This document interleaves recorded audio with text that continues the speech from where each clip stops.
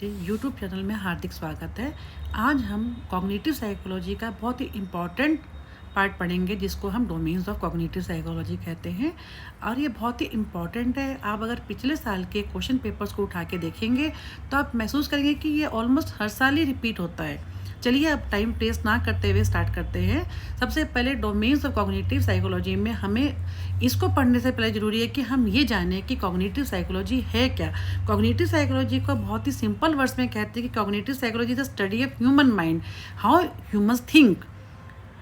अब इसमें क्या है, डोमेन्स का मतलब क्या है कि डोमेन्स का को हम क्या है कि हम किस एरिया में हम कैसे कैसे रिसर्च करते हैं, कैसे कैसे हम नॉलेज को एक्वायर करते हैं।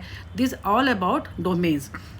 टोटल कॉग्निटिव साइकोलॉजी के टोटल 12 डोमेन्स हैं जिनमें नंबर 1 पे है कॉग्निटिव न्यूरोसाइंस। कॉग्निटिव न्यूरोसाइंस का मतलब क्या है, इसमें 2 पार्ट्स है, कॉग्निशन एंड न्यूरोसाइंस। कॉग्निशन का मतलब क्या है कि हमारा जो बिहेवियर है वो एक्सटर्नली अफेक्ट होता है। एक्सटर्नली कैसे अफेक्ट होता है, हमारे 5 सेंस ऑर्गन्स हैं, eyes, ear, nose, tongue and skin. ये 5 सेंसरी ऑर्गन्स से हमारा एक्सटर्नली बिहेवियर अफेक्ट होता है। अब है न्यूरोसाइंस। न्यूरोसाइंस का मतलब क्या है कि हमारे माइंड में, हमारे ब्रेन में कुछ न्यूरॉन्स होते हैं। जब हमारा ये सेंसरी ऑर्गन से हमारा एक्सटर्नली बिहेवियर अफेक्ट होता है तो ये हमारे न्यूरॉन्स के कांटेक्ट में आते हैं। इस प्रकार हमारा कॉग्निशन जो है वो न्यूरॉन्स का अफेक्ट करता है और न्यूरॉन जो है हमारे कॉग्निशन का अफेक्ट करते हैं। इस तरह ये दोनों आपस में इंटरलिंक्ड है। अब नंबर 2 पे हम आते हैं परसेप्शन पे। परसेप्शन का मतलब है कि हमारे सामने जो भी अवेलेबल इंफॉर्मेशन है हम उसको कैसे परसीव करते हैं अपने इन 5 सेंसरी ऑर्गन से। अभी जैसा कि मैंने बताया कि हमारे 5 सेंसरी ऑर्गन्स होते हैं। कौन कौन से? Eyes, ear, nose, tongue and skin. अब ये जो 5 सेंसरी ऑर्गन्स हैं इससे हम किस प्रकार से जो अवेलेबल इंफॉर्मेशन है उसको हम परसीव करते हैं। हमारे जैसा हम, लेकिन इसमें भी हमारे इंडिविजुअल डिफरेंसेस हैं। कोई आदमी, कोई इंसान उस चीज़ को कैसे परसीव करता है तो कोई किसी डिफरेंट तरीके से। सिंपल वर्ड्स में कि हमारे पास जो भी अवेलेबल इंफॉर्मेशन है उसको परसीव करना इज कॉल्ड परसेप्शन। नेक्स्ट है पैटर्न रिकॉग्निशन। पैटर्न रिकॉग्निशन का मतलब क्या है कि हमारे दिमाग में पैटर्न, जैसा इसके नाम से मालूम हो रहा है, पैटर्न मीन्स हम एक इमेज बना लेते हैं कि हमारे दिमाग में कि ये ऐसा है। जैसे हम अपने घर को ही एक एग्जांपल लेते हैं, हमारे बेडरूम को ही अगर हम लेते हैं तो हमें पता है कि हमारे घर में, हमारे बेडरूम में कौन सी चीज़ कहाँ कैसे रखी हुई है, उसकी हमें एक इमेज बनाते हैं। ज़रा सा भी वो अगर हम कभी महसूस करते हैं कुछ हमें डिफरेंट लगता है तो हमें लगता है कि हाँ आज ये चीज़ कुछ मिसिंग है, यानी हमने अपने घर में उस ढंग से हमारे दिमाग में एक इमेज बन गई है, उसका पैटर्न बन गया। अभी पैटर्न कैसे बनता है, वही हमारे 5 सेंसरी ऑर्गन से जो हमारे पास इंफॉर्मेशन आती है उसके बाद हमारे माइंड में वो कैसे स्टोर हो जाती है, उसके बेस पे हम लोग क्या करते हैं कि इसके बेस पे हम एक पैटर्न बना के और उसको उसी चीज़ से हम उसको पहचानना शुरू कर देते हैं। नेक्स्ट आ जाइए अटेंशन। अटेंशन का जैसे नाम से मालूम है, अटेंशन हम जिस चीज़ पे कैसे हम फोकस करते हैं, कितना हम किसी चीज़ के ऊपर ध्यान देते हैं। इन सिंपल वर्ड्स अटेंशन क्या है, बहुत ही जिस चीज़ को हम फोकस करते हैं, जिस पे हमारा, इसमें एक और चीज़ बहुत इंपॉर्टेंट है कि हम उसी चीज़ पे फोकस करते हैं, उसी चीज़ पे ध्यान देते हैं जिसमें कि हमारा इंटरेस्ट होता है। अब अटेंशन के अंदर एक चीज़ बहुत ही इम्पॉर्टेंट है, वो क्या है कि हम लोग जो है एक तो वो बहुत लिमिटेड होती है, यानी हम हर चीज़ पे फोकस नहीं कर सकते। अगर हम हर चीज़ पे फोकस करेंगे तो हम भूल जाएंगे। तो इसलिए हम जो अटेंशन होता है वो बहुत ही सेलेक्टिव होता है, लिमिटेड चीज़ों पे होता है और जिस चीज़ में हमारा इंटरेस्ट होता है हम उसी के ऊपर ही फोकस कर पाते हैं। नेक्स्ट आ जाइए कॉन्शियसनेस पे। कॉन्शियसनेस का मतलब क्या है? Awareness, current awareness. कॉन्शियस में है कि हम लोग किसी चीज़ के समझने के लिए, सुनने के लिए हम कितने अवेयर हैं, हम यानी क्या है कि हम कितने, एक सिंपल वर्ड्स में हम कितना होश में हैं, प्रेजेंट में। अब इसमें आप पढ़ेंगे, जब आगे आप नेक्स्ट ईयर आप देखेंगे तो बहुत ही इंपॉर्टेंट नाम आता है सिगमंड फ्राइड का। उसने कॉन्शियसनेस, सबकॉन्शियसनेस और अनकॉन्शियसनेस के ऊपर बहुत ही अच्छे से एक्सप्लेन किया है, जिसमें उसने क्या कहा है कि कॉन्शियसनेस का मतलब क्या है, हमारा प्रेजेंट। जैसे अभी मैं आपसे बात कर रही हूँ, ये हमारा प्रेजेंट कॉन्शियसनेस। पूरे आप भी बहुत कॉन्शियसली सुन रहे हैं और मैं भी बहुत ही कॉन्शियसली पढ़ा रही हूँ। It is called consciousness. Then come to this subconscious. Subconsciousness का मतलब क्या है कि हमने आज, मैं पूछूं आपसे, आपने आज ब्रेकफास्ट में क्या खाया था, तो आपको याद आ जाएगा, लेकिन थोड़ा सा आपको सोचना पड़ेगा, ये हो जाएगा subconscious. Then come to the unconscious. Unconscious का मतलब क्या है कि जो कि हमारी रिप्रेस्ड मेमोरीज होती हैं, चाहे वो गुड है और चाहे बैड है। अगर ऐसा नहीं है कि वो हम उनको याद नहीं कर सकते, हम उनको याद करेंगे तो हमें याद आ जाएगी, लेकिन हमें वो कुछ महीनों की, कुछ सालों की पुरानी मेमोरीज होती हैं, जिनको अगर हम याद करते हैं तो जब ज़्यादा दिमाग पे जोर लगाते हैं तो हमें वो याद आ जाती हैं, लेकिन हमें थोड़ा दिमाग के ऊपर थोड़ा प्रेशर डालना पड़ता है। अब आ जाइए मेमोरी। सिंपल मेमोरी में क्या होता है कि हमारे वही जो पांचों सेंस ऑर्गन्स हैं, उससे वो जो हम उनके थ्रू जो हमारे से अपनी चीज़ें होती हैं उनको हम परसीव करते हैं। मेनली मेमोरी जो है दो तरह की होती है, long term and short term. Short term क्या होती है, कुछ सेकंड्स की होती है, जिसको जैसे आप, मैं सिंपल एक कहती हूँ कि मैं आपको एक मोबाइल नंबर देती हूँ और कहती हूँ उसको डायल कीजिए, तो आप क्या है कि उस चीज़ को जब आप डायल करेंगे तो थोड़ा उस नंबर को पढ़ेंगे, दोबारा करेंगे, तो क्या है आपको वो याद कुछ देर के लिए याद रहेगा। लेकिन अगर मैं आपको कहूँ कि उस एक 1 या 2 टाइम्स के बाद आप उसको, मैं आपको कुछ घंटों के बाद बोलूँगी तो maybe we will forget it. ठीक है, तो अगर हम लॉन्ग टर्म में क्या होता है, अगर मैं आपको बार बार बोलूँगी कि आज भी सुबह ही बोलूँगी, शाम को ही बोलूँगी, तो आप जब लगातार कुछ को लगातार 5-7 बार पढ़ेंगे या उसको डायल करेंगे, then you will definitely remember it. यानी आपकी शॉर्ट टर्म मेमोरी है, ये automatically will convert into long term memory. Next domain is representation of knowledge. इसका मतलब क्या है कि जो हमने 5 सेंसरी ऑर्गन से जो इंफॉर्मेशन स्टोर की है अपने माइंड में, वो उसको हम कैसे रिप्रेजेंट करते हैं, ये बहुत इंपॉर्टेंट है इसके अंदर कि हमारे जो सेंसरी और ऑर्गन्स के थ्रू हमने जो इंफॉर्मेशन अपने ह्यूमन कॉग्निशन ने कैसे उस चीज़ को इंफॉर्मेशन को लिया है, वो जो है कैसे उसको स्टोर किया है, उसी के हिसाब से हम उसको रिप्रेजेंट करते हैं। अब इसमें भी इंडिविजुअल डिफरेंसेस होते हैं। कोई आदमी किसी इन्फॉर्मेशन को किसी ढंग से परसीव करता है तो कोई किसी और ढंग से करता है। सेम क्वेश्चन एक बच्चा जो है, जो टीचर है, सेम क्वेश्चन को क्लास में पढ़ाती है, लेकिन एक बच्चा उस चीज़ को किसी और ढंग से जब उससे पूछा जाता है क्लास में, तो वही 2 बच्चों को अगर हम देखते हैं तो वो पूरी क्लास में हम 2 बच्चों को खड़ा करके पूछते हैं, तो एक बच्चा उस सेम लेक्चर को सुनता है, वो किसी और ढंग से उसको बताएगा और दूसरा बच्चा उसको किसी और तरीके से बताएगा। This is all called about the representation of knowledge. Then come to the imagery. What is, जैसे उसके नाम से मालूम हो रहा है, इमेजरी यानी हम इमेज बनाना। हमारा जो ह्यूमन माइंड है, कॉग्निशन जो है हमारा, वो एक इमेज बना लेता है किसी चीज़ के लिए, और उसी के जब भी उसको रिकॉल करने की कोशिश करते हैं, याद करने की कोशिश करते हैं, तो वो इमेज हमारे सामने आ जाती है। फॉर एग्जाम्पल, मैं अपने घर से अपने ऑफिस जाती हूँ, देन अब ये तो नहीं है ना कि मैं अपने घर से गई तो मैं कहीं भी चली गई, लेकिन क्योंकि मैं उसी रास्ते पे जाती हूँ, कि वो मेरे दिमाग में वो एक इमेज बनी हुई है, कि मेरा एक मैप बना हुआ है। Basically this is called map, mental map, कि हम अपने मेंटल इमेज होती है जो हमारे दिमाग में फिट हो जाती है और उसी के हिसाब से हम एक्ट करते हैं। This called the imagery. Next come to the language. Language is very important part of the this makes us different from the animals. Like अगर हम कहते हैं कि लैंग्वेज क्या है, लैंग्वेज के basically is the expression of our knowledge.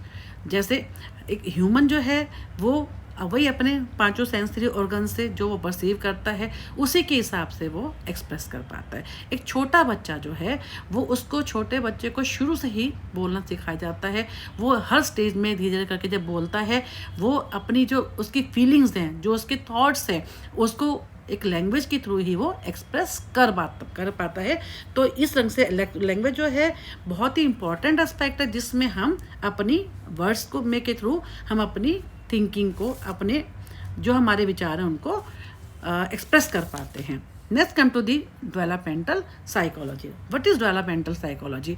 इसके नाम से डेवलपमेंटल यानी डेवलपमेंट। हमारे इसमें क्या है, ये वो साइकोलॉजी जिसमें हमारे को एक बच्चा पैदा होते न्यू नेटल से लेकर भी नहीं, बल्कि वो जो कंसेप्शन, एक मदर जो कंसीव करती है, वो जो बच्चा है उसी कंसेप्शन से उस स्टेज से लेकर टिल डेथ, इसमें हम उन हर चीज़ में कि बच्चा जब पेट में होता है, माँ के गर्भ में होता है, तब से लेकर कैसे कैसे कैसे कैसे वो कितनी स्टेजेस से निकलता है, it's all about the study of human development, all in all stages कि हम कैसे कैसे डेवलप करते हैं। इस डोमेन में हम इन सब के बारे में पढ़ते हैं। Next, thinking and concept formation. हम इसमें क्या है कि हम थिंकिंग में क्या है, जैसे हमने पढ़ा कि कॉग्निटिव साइकोलॉजी का दूसरा नाम ही थिंकिंग है, कि हम कैसे सोचते हैं, हम किस ढंग से किसी चीज़ के बारे में सोचते हैं, किस ढंग से हम किसी चीज़ को परसीव करते हैं अपने थ्रू 5 सेंस ऑर्गन्स, और उन 5 सेंस ऑर्गन्स के द्वारा जब हम उस चीज़ को परसीव करते हैं, उसके बारे में सोचते हैं, और उसी तरह से हम उस चीज़ के लिए हम एक कंसेप्ट फॉर्मेशन बना लेते हैं कि ये ऐसा है। सिंपल है, जैसे मैं कहती हूँ कि मैं कहती हूँ ये कोई XYZ कोई है, एक ही बंदा जो है, ये मेरे को तो बहुत पसंद है, लेकिन कोई मेरा जो फ्रेंड है उसको वो पसंद नहीं है। क्यों? क्योंकि मैंने उसके बारे में क्या इमेज बनाई है, मैंने क्या कंसेप्ट मेरा है, वो मेरा है, लेकिन वो दूसरे के लिए शायद वो अच्छा नहीं है। तो how we think, how we perceive, we all humans make the concept formation accordingly, and उसी के हिसाब से वही deal with that. Okay, it's very simple कि हम जैसा हम सोचते हैं वैसा ही हम अपने किसी के लिए अपनी फॉर्मेशन, कंसेप्ट फॉर्मेशन बना लेते हैं। नेक्स्ट है human and artificial intelligence. Human intelligence means IQ, simple IQ।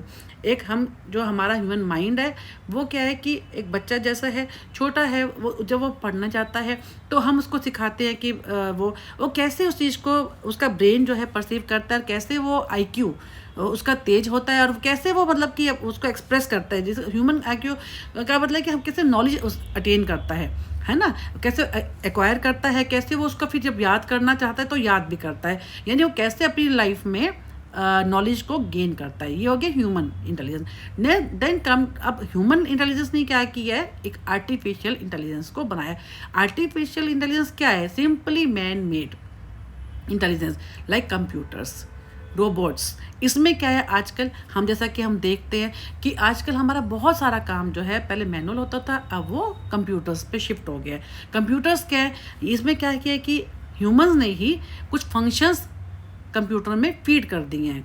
अब क्या है, जो कंप्यूटर्स है उसने हमारा काम इजी कर दिया है। उन फंक्शंस के थ्रू हम जो भी चाहते हैं, अब ह्यूमन माइंड इतनी ज़्यादा कैलकुलेशन नहीं कर पाता, लेकिन कुछ फंक्शंस, कुछ रूल्स उसमें डाल दिए हैं, तो वो अब कंप्यूटर के थ्रू हम लोग उन सब चीज़ों को बड़ी ईजिली हम लोग कैलकुलेशन कर लेते हैं। आजकल तो जैसे हम वेस्टर्न कंट्रीज़ में देखते हैं, अब तो ये सुनने में, जैसे कनाडा है, US है, इन सब में तो बहुत ज़्यादा आर्टिफिशियल इंटेलिजेंस का अब तो इंडिया में भी काफ़ी हो रहा है, लेकिन वेस्टर्न कंट्रीज़ में तो बहुत ज़्यादा है इस आर्टिफिशियल इंटेलिजेंस का। अब तो ये भी सुन रहे हैं कि जैसे वीज़ा प्रोसेस है उसको कनाडा में, जैसे हम सुन रहे हैं कि बहुत वीज़ा को ईज़ करने के लिए, थोड़ा सा मतलब कि फास्टन करने के लिए, अब जो वीज़ा प्रोसेस को भी it is also being shifted to artificial intelligence, like robots, with the help of robots the visa process will be easier. So this all about domains.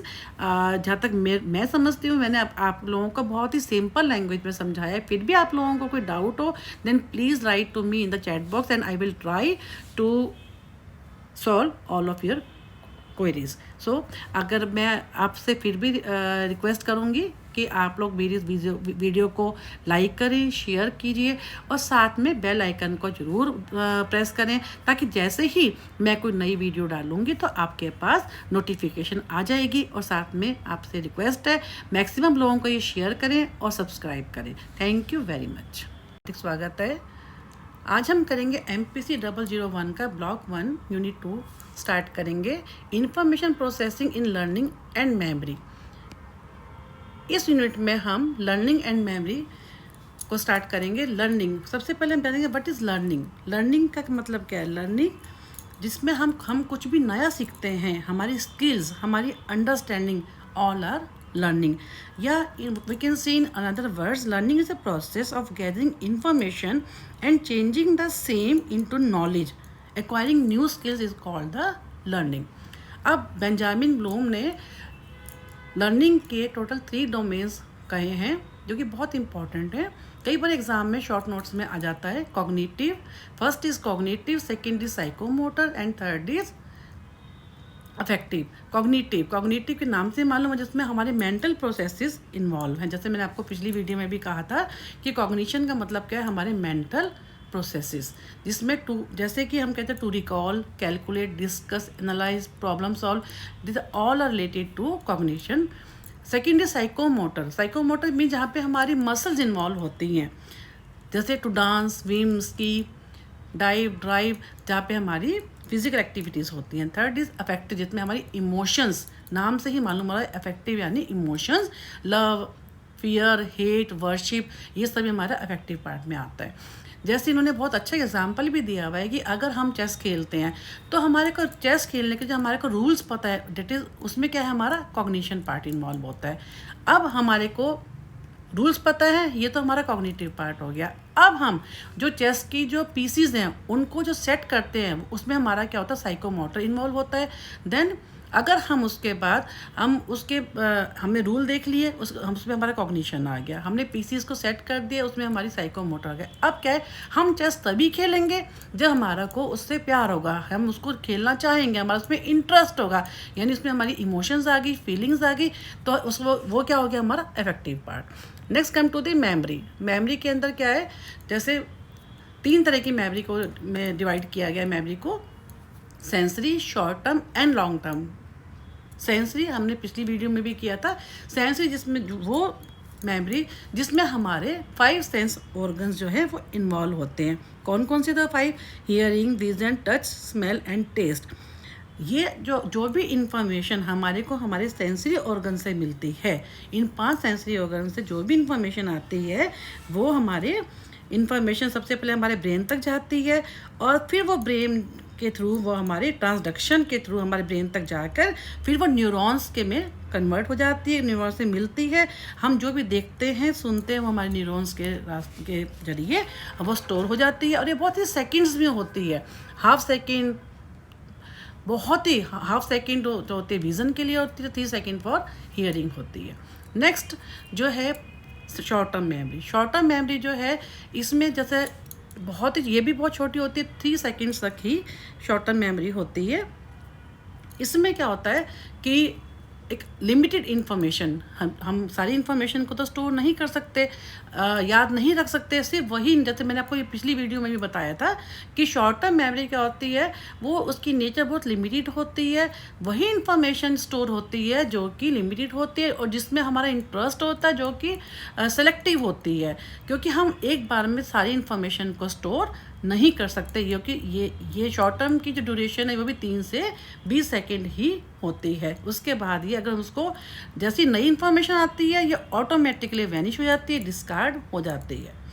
अब क्या है, इसमें यहाँ पे एक बहुत इंपॉर्टेंट चीज़ दे रखी है, इसमें जो इन्फॉर्मेशन है चंक्स के रूप में आती है। चंक्स का मतलब क्या है, हम कोई भी इन्फॉर्मेशन को चंक्स में, पीसीस के रूप में उसको याद रखते हैं। और इसमें मिलर का कई बार ये शॉर्ट नोट में आ जाता है कि limited capacity of up to 7 pieces of independent information. ये मिलर है, बहुत फेमस नाम है। उन्होंने क्या कहा कि जो शॉर्ट टर्म मेमोरी उसकी ड्यूरेशन जो है वो, उन्होंने एक एक्सपेरिमेंट किया था जिसमें उन्होंने देखा कि कोई भी जो उनके जो पार्टिसिपेंट थे वो मैक्सिमम 9 नंबर तक वो याद कर सकते थे। यानी इसलिए आप देखेंगे तो जो +-7 को मिलर का मैजिक नंबर कहा जाता है। प्लस का मतलब क्या, 7 में अगर हम 2 प्लस करेंगे तो 9 बन जाएगा, अगर 7 में हम 2 माइनस करेंगे तो 5 बन जाएगा। तो उन्होंने अपने एक्सपेरिमेंट में क्या देखा, जो सब्जेक्ट्स जो है एक बार में मैक्सिमम 5 to 9 के बीच में ही इंफॉर्मेशन को याद कर सकते हैं, और इसलिए इसको +-7 को हम मिलर का मैजिक नंबर कहते हैं। उसके बाद इन्होंने क्या कहा है कि जो STM जो है, शॉर्ट टर्म मेमोरी जो है, वो इसके मेनली 3 तरह से हम उसको याद रखते हैं। आइकॉनिक मतलब कि जिसको हम विजुअल इमेजेस के रूप में याद रखते हैं, कि चीज़ को देखकर वो हमारे दिमाग में स्टोर होती है। सेकंड है आइकॉनिक, आइकॉनिक होगी विजुअल में, सेकंड होती है एकॉस्टिक। एकॉस्टिक का मतलब क्या है, जिसको हम साउंड्स के रूप में याद रखते हैं, हम कोई भी चीज़ सुनते हैं और वो हमारी मेमोरी में स्टोर हो जाती है। Next come to the working memory. Working memory का मतलब शॉर्ट टर्म मेमोरी, यानी जो हमारे सेंसेस के थ्रू हमारे उसमें दिमाग में स्टोर हो गई। और उसके बाद क्या है कि वर्किंग जो हम जैसे हम बात करते हैं, जो हमारी वर्किंग का मतलब शॉर्ट टर्म मेमोरी का ही कोई हम जो है इसको हम वर्किंग मेमोरी बोलते हैं। और ये जैसे कोई फ़ोन नंबर है, जैसे हम इसको कोई किसी भी फ़ोन नंबर को हम लोग याद करते हैं उसमें, लेकिन इसमें चंक्स का बहुत इंपॉर्टेंट रोल होता है।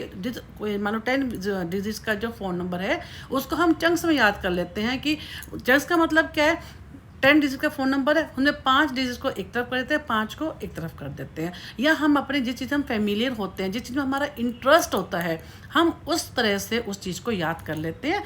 That is called chunks. Next come to the long term memory. Long term memory का मतलब क्या है, जो कि परमानेंट स्टोरेज है। वही इंफॉर्मेशन हमारी शॉर्ट टर्म से लॉन्ग टर्म में कन्वर्ट होते हैं, जिसमें हमारा इंटरेस्ट होता है, या हम जिसके साथ कोई अपना पैटर्न बना लेते हैं, या जिसके अंदर हम अपना एक कोई फैमिलियरिटी बना लेते हैं। और बेसिकली इसमें क्या होता है कि वही इंफॉर्मेशन लॉन्ग टर्म में होती है, जो कि जिसमें हमारी इमोशंस जुड़ी होती हैं, या जैसे कि इमोशन जुड़ी होंगी, या जिसमें हम लोग जिसके बारे में हम पहले से कुछ हमें नॉलेज रहती है, वही, या जिसमें हमारा इंटरेस्ट रहता है, वही इंफॉर्मेशन जो है हमारी लॉन्ग टर्म में स्टोर होती है। जैसे कि हमारी मेमोरीज़ हैं कि किससे रिलेटेड, हमारी शादी से रिलेटेड, मैरिज की, बर्थडे की, या कोई हमारी फैमिली की, कोई ऐसी जो चीज़ें जिनको हम अगर याद करते हैं पीछे, तो हमारे को वो याद आ जाती हैं। और वो इसमें ये नहीं कि सिर्फ अच्छी ही मेमोरी होती हैं, बुरी मेमोरी जो रिप्रेस्ड मेमोरी हैं वो भी इसके अंदर आ जाती हैं। अब लेकिन ये भी वही बात आती है कि चंकिंग इन्होंने दे रखा है कि ये भी इंफॉर्मेशन जो है हमारे माइंड में तभी, हमारे ब्रेन में तभी स्टोर होती है जब वो चंक्स के रूप में हम उसको स्टोर करते हैं, जिसका हमें ये वही इंफॉर्मेशन स्टोर होगी जिसका हमें या तो मतलब पहले से पता होगा, या जिसमें हमारा इंटरेस्ट होगा, जिसमें हमारी इमोशंस जुड़ी होंगी। अब इसमें इन्होंने एक बहुत अच्छी चीज़ दे रखी है, टॉप डाउन प्रोसेसिंग। कहीं यहीं पे कहीं है ये रहा, top down processing. What do mean by top down processing, यानी जो हमारे दिमाग में जो हमारी बेसिक नॉलेज बन जाती है, हम कोई भी चीज़ सीखते हैं, हमें एक उसकी बेसिक नॉलेज हो जाती है। उस बेसिक नॉलेज के बेस पर जब हम कोई नई चीज़ सीखते हैं, that is called top down processing. ये आप आगे भी पढ़ेंगे इसके बारे में, बट एक होता है टॉप डाउन, एक होता है बॉटम अप। अभी क्योंकि यहाँ पे टॉप डाउन आया है, तो टॉप डाउन का मतलब बेसिकली बस यही आप समझ लीजिए कि हमारे को जो हमारे पास जो इन्फॉर्मेशन है, जो हमारी नॉलेज है, उसके बेस पर हम कोई नई चीज़ सीखते हैं, that is called top down processing. Next come to the cognitive information processing. Cognitive, what is cognitive information processing? इसमें क्या होता है कि हमारे जैसे सिंपल कोई भी इंफॉर्मेशन हमारे सेंसरी ऑर्गन से आती है। सबसे पहले हम क्या करते हैं, उसको लर्न करते हैं, ठीक है, उसके बाद एक्वायर करते हैं, फिर वो रिटेन हो जाती है हमारे ब्रेन में, फिर हम उसको रिट्रीव करते हैं, जब हमारे को ज़रूरत होती है हम उसको यूज़ कर लेते हैं। यानी इन्होंने जैसे दे रखा है, आप देखिए, सबसे पहले कोई भी इंफॉर्मेशन पहले क्या होती है, नंबर 1 पे एनकोड होती है। सबसे पहले कोई भी इंफॉर्मेशन होती है वो एनकोड होती है। एनकोड होने के बाद वो ट्रांसफॉर्म होती है, देन प्रोसेस होती है, फिर स्टोर होती है, और स्टोर के बाद क्या होती है, रिट्रीव होती है। ये आपको आगे दिखाई देगा। मेनली इसके अंदर कॉग्निटिव इंफॉर्मेशन प्रोसेसिंग का मतलब ये है कि हम कोई भी इंफॉर्मेशन को पहले लर्न करते हैं, फिर एक्वायर करते हैं, रिटेन करते हैं, फिर उसको हमारे को जब उसकी ज़रूरत पड़ती है हम उसको यूज़ करते हैं। देन इसमें ये बहुत इंपॉर्टेंट है, प्रिंसिपल्स ऑफ इंफॉर्मेशन प्रोसेसिंग। ये बहुत आता है, आप अगर देखेंगे लास्ट ईयर के क्वेश्चन पेपर में तो आपको दिखाई देगा कि काफ़ी 3-3 नंबर का, इवन ये थोड़े शॉर्ट आंसर के अलावा ये जो बीच के जो होते हैं उसमें भी आता है, या कि भी लॉन्ग क्वेश्चन, लॉन्ग आंसर में भी वो एक पार्ट बन के ये आ जाता है। नेक्स्ट अब यह है, इसमें एक हुई है, उन्होंने इसके बारे में बताया कि प्रिंसिपल्स ऑफ इंफॉर्मेशन प्रोसेसिंग क्या होते हैं। फर्स्ट प्रिंसिपल क्या, limited capacity of mental system. इन्होंने क्या कहा कि कोई भी इंफॉर्मेशन जब हमारे ब्रेन में जाती है तो वो क्या होती है, उसकी जो कैपेसिटी होती है, हमारा मेंटल सिस्टम जो है उसमें हम सारी इंफॉर्मेशन का स्टोर नहीं कर सकते। हम सिर्फ वही इंफॉर्मेशन का स्टोर कर सकते हैं जो कि इंपॉर्टेंट होती है, जिसमें हमारा इंटरेस्ट होता है, जो सेलेक्टिव होती है, यानी उसकी, क्योंकि ब्रेन की कैपेसिटी बहुत लिमिटेड होती है। इन्होंने एक एग्जांपल भी दिए, बॉटल नेक्स। बॉटल नेक्स का मतलब है जैसे कि एक बॉटल होती है, उसका आप देखेंगे नेक क्या होता है, बहुत पतला होता है। अगर हम उस बॉटल के अंदर भरते जाएंगे तो वो क्या हो जाएगा, ओवरफ्लो हो जाएगा। इसी तरह से इन्होंने कहा है कि जो माइंड, हमारा जो मेंटल सिस्टम होता है, उसकी कैपेसिटी बहुत ही लिमिटेड होती है। अगर हम उसके ज़्यादा करेंगे तो वो स्टोर नहीं हो पाएगी, हम भूलते चले जाएंगे। सेकंड प्रिंसिपल क्या है, जिसके अंदर जैसा मैंने अभी आपको पहले भी बताया है, कोई भी इंफॉर्मेशन जैसे हमारे सेंसरी ऑर्गन से आती है, पहले एनकोड, देन ट्रांसफ़र, फिर प्रोसेसिंग, स्टोरेज एंड रिट्रीवल। इस तरह से हमारे वहाँ पर ये ब्रेन में ये स्टोर होती है। कोई मतलब कि कहने का मतलब कोई भी इंफॉर्मेशन जो होती है वो हमारे इस तरीके से पहले हम उसको एनकोड करते हैं थ्रू आवर सेंसरी ऑर्गन्स, फिर उसको हमारे ब्रेन में न्यूरॉन्स के कांटेक्ट में आते ट्रांसफॉर्म होती है, फिर वो प्रोसेसिंग होती है, फिर स्टोरेज हो जाती है, जो एक मतलब कि क्योंकि ब्रेन की लिमिटेड कैपेसिटी है, तो वो वही सारी इन्फॉर्मेशन ही जो इंपॉर्टेंट होती है, जिसमें हमारा इंटरेस्ट होता है, जो हमारी फीलिंग्स से, इमोशन से रिलेटेड होती है, वो स्टोर हो जाती हैं। ठीक है, उसके बाद हमें जब उसकी जरूरत पड़ती है, रिट्रीव का मतलब क्या है, जब हम उसको यूज़ करते हैं, यूज़ करनी होती है तो हम उसको याद करते हैं तो रिट्रीव हो जाती है। नेक्स्ट है, इसके बारे में थर्ड प्रिंसिपल क्या, two way flow of information. Two way flow का मतलब क्या है, इन्होंने क्या कहा है कि इंफॉर्मेशन जो है, जैसे मैंने अभी आपको पहले बताया कि top down and bottom up. पहले जो आपके अभी जस्ट पीछे आया था टॉप डाउन, इसमें बॉटम अप भी आ गया। टॉप डाउन का मैंने आपको क्या बताया था कि इसमें क्या होता है, जो हमारे को इन्फॉर्मेशन हमें पता होती है, हमें नॉलेज के बेस पर हमें नई चीज़ को एक्वायर करना, नई इन्फॉर्मेशन को गैदर करना, डेट इज़ कॉल्ड दी हमारी टॉप डाउन। और bottom up, what do you mean by bottom up? Bottom up का मतलब क्या है कि कोई नई चीज़ को सीखना, जब हम कोई नई चीज़ सीखते हैं वो क्या हो जाती है, बॉटम अप। और टॉप डाउन क्या है कि पुरानी को हम पहले हमारे को इन्फॉर्मेशन नॉलेज है, उसके बेस पे हम नई चीज़ सीखते हैं। फिर क्या है फोर्थ प्रिंसिपल में क्या है कि human organism has been genetically prepare to process and organise information in specific ways. भाई हमारे अंदर से ये चीज़ होती थी कि ह्यूमन इन्फेंट होता है, वो क्या है, पहले वो क्या करते हैं, पहले हम स्पेसिफिक को पहले हम देखते हैं। जब एक बच्चा होता है उसको हम पहले पहले ह्यूमन फेस को देखता है, सिंपल। उसके बाद जब उसके कांटेक्ट में आता है, उनसे बात करता है, फिर लैंग्वेज डेवलपमेंट होता है, फिर वो स्पेसिफिक टू वो जनरल पे आता है। यानी क्या है कि एक ह्यूमन कैपेसिटी, जितने भी कॉग्निटिव साइकोलॉजिस्ट है वो ये मानते थे कि ह्यूमन ऑर्गेनिज्म है उसके अंदर इनबिल्ट प्रोसेस ऐसा जेनेटिकली ही, उसमें जो प्रोसेस ऐसा है, सिस्टम, कि वो पहले उस किसी भी इंफॉर्मेशन को देखता है, एक्वायर करता है स्पेसिफिक को, देन स्पेसिफिक के बाद फिर उसको जनरलाइज करता है। तो ये हमारा जो है चैप्टर फ़िलहाल हम यहाँ पे ख़त्म करते हैं। और मैं आपको फिर ये रिक्वेस्ट करूँगी, इतना आगे इतना इम्पोर्टेंट नहीं है, कहीं अगर कभी शायद ही आया हुआ, ये देखिए जो मैंने भी बताया एनकोडिंग वगैरह, ये सब चीज़ों के बारे में इन्होंने दे रखा है। एनकोडिंग है, स्टोरेज, रिट्रीवल, जो मैंने अभी आपको शॉर्ट में बताया है। बाकी इस चैप्टर में ऐसा कुछ कहा था। ब्लूम की टैक्सोनॉमी के ऊपर मैं एक अलग से, आगे वो आएगा, मैं उसकी अलग से भी एक वीडियो बनाऊंगी। ये सब आपको आगे मिलेगा। स्टर्नबर्ग का भी पूरा चैप्टर है, वो मैं आपको डिटेल में बताऊंगी। बाकी अब जिन लोगों, मैं फिर से आपसे रिक्वेस्ट करूँगी कि जिन लोगों ने मेरा चैनल सब्सक्राइब नहीं किया है तो प्लीज़ उसको सब्सक्राइब कर दीजिए, क्योंकि मैं आपके एग्ज़ाम से पहले बहुत सारी नई नई वीडियोज़ लाऊँगी, और जो सिंपल, जितना मुझसे हो सकेगा वो सिंपल वर्ड्स में आपको समझाऊंगी, ताकि आपको एग्ज़ाम्स में दिक्कत ना हो। Thank you very. Hello friends, आप सभी का मेरे यूट्यूब चैनल में हार्दिक स्वागत है। इस वीडियो में हम MPC 001 का ब्लॉक 1 यूनिट 2 का सेकेंड पार्ट स्टार्ट करेंगे, जिसका नाम है information processing in learning and memory.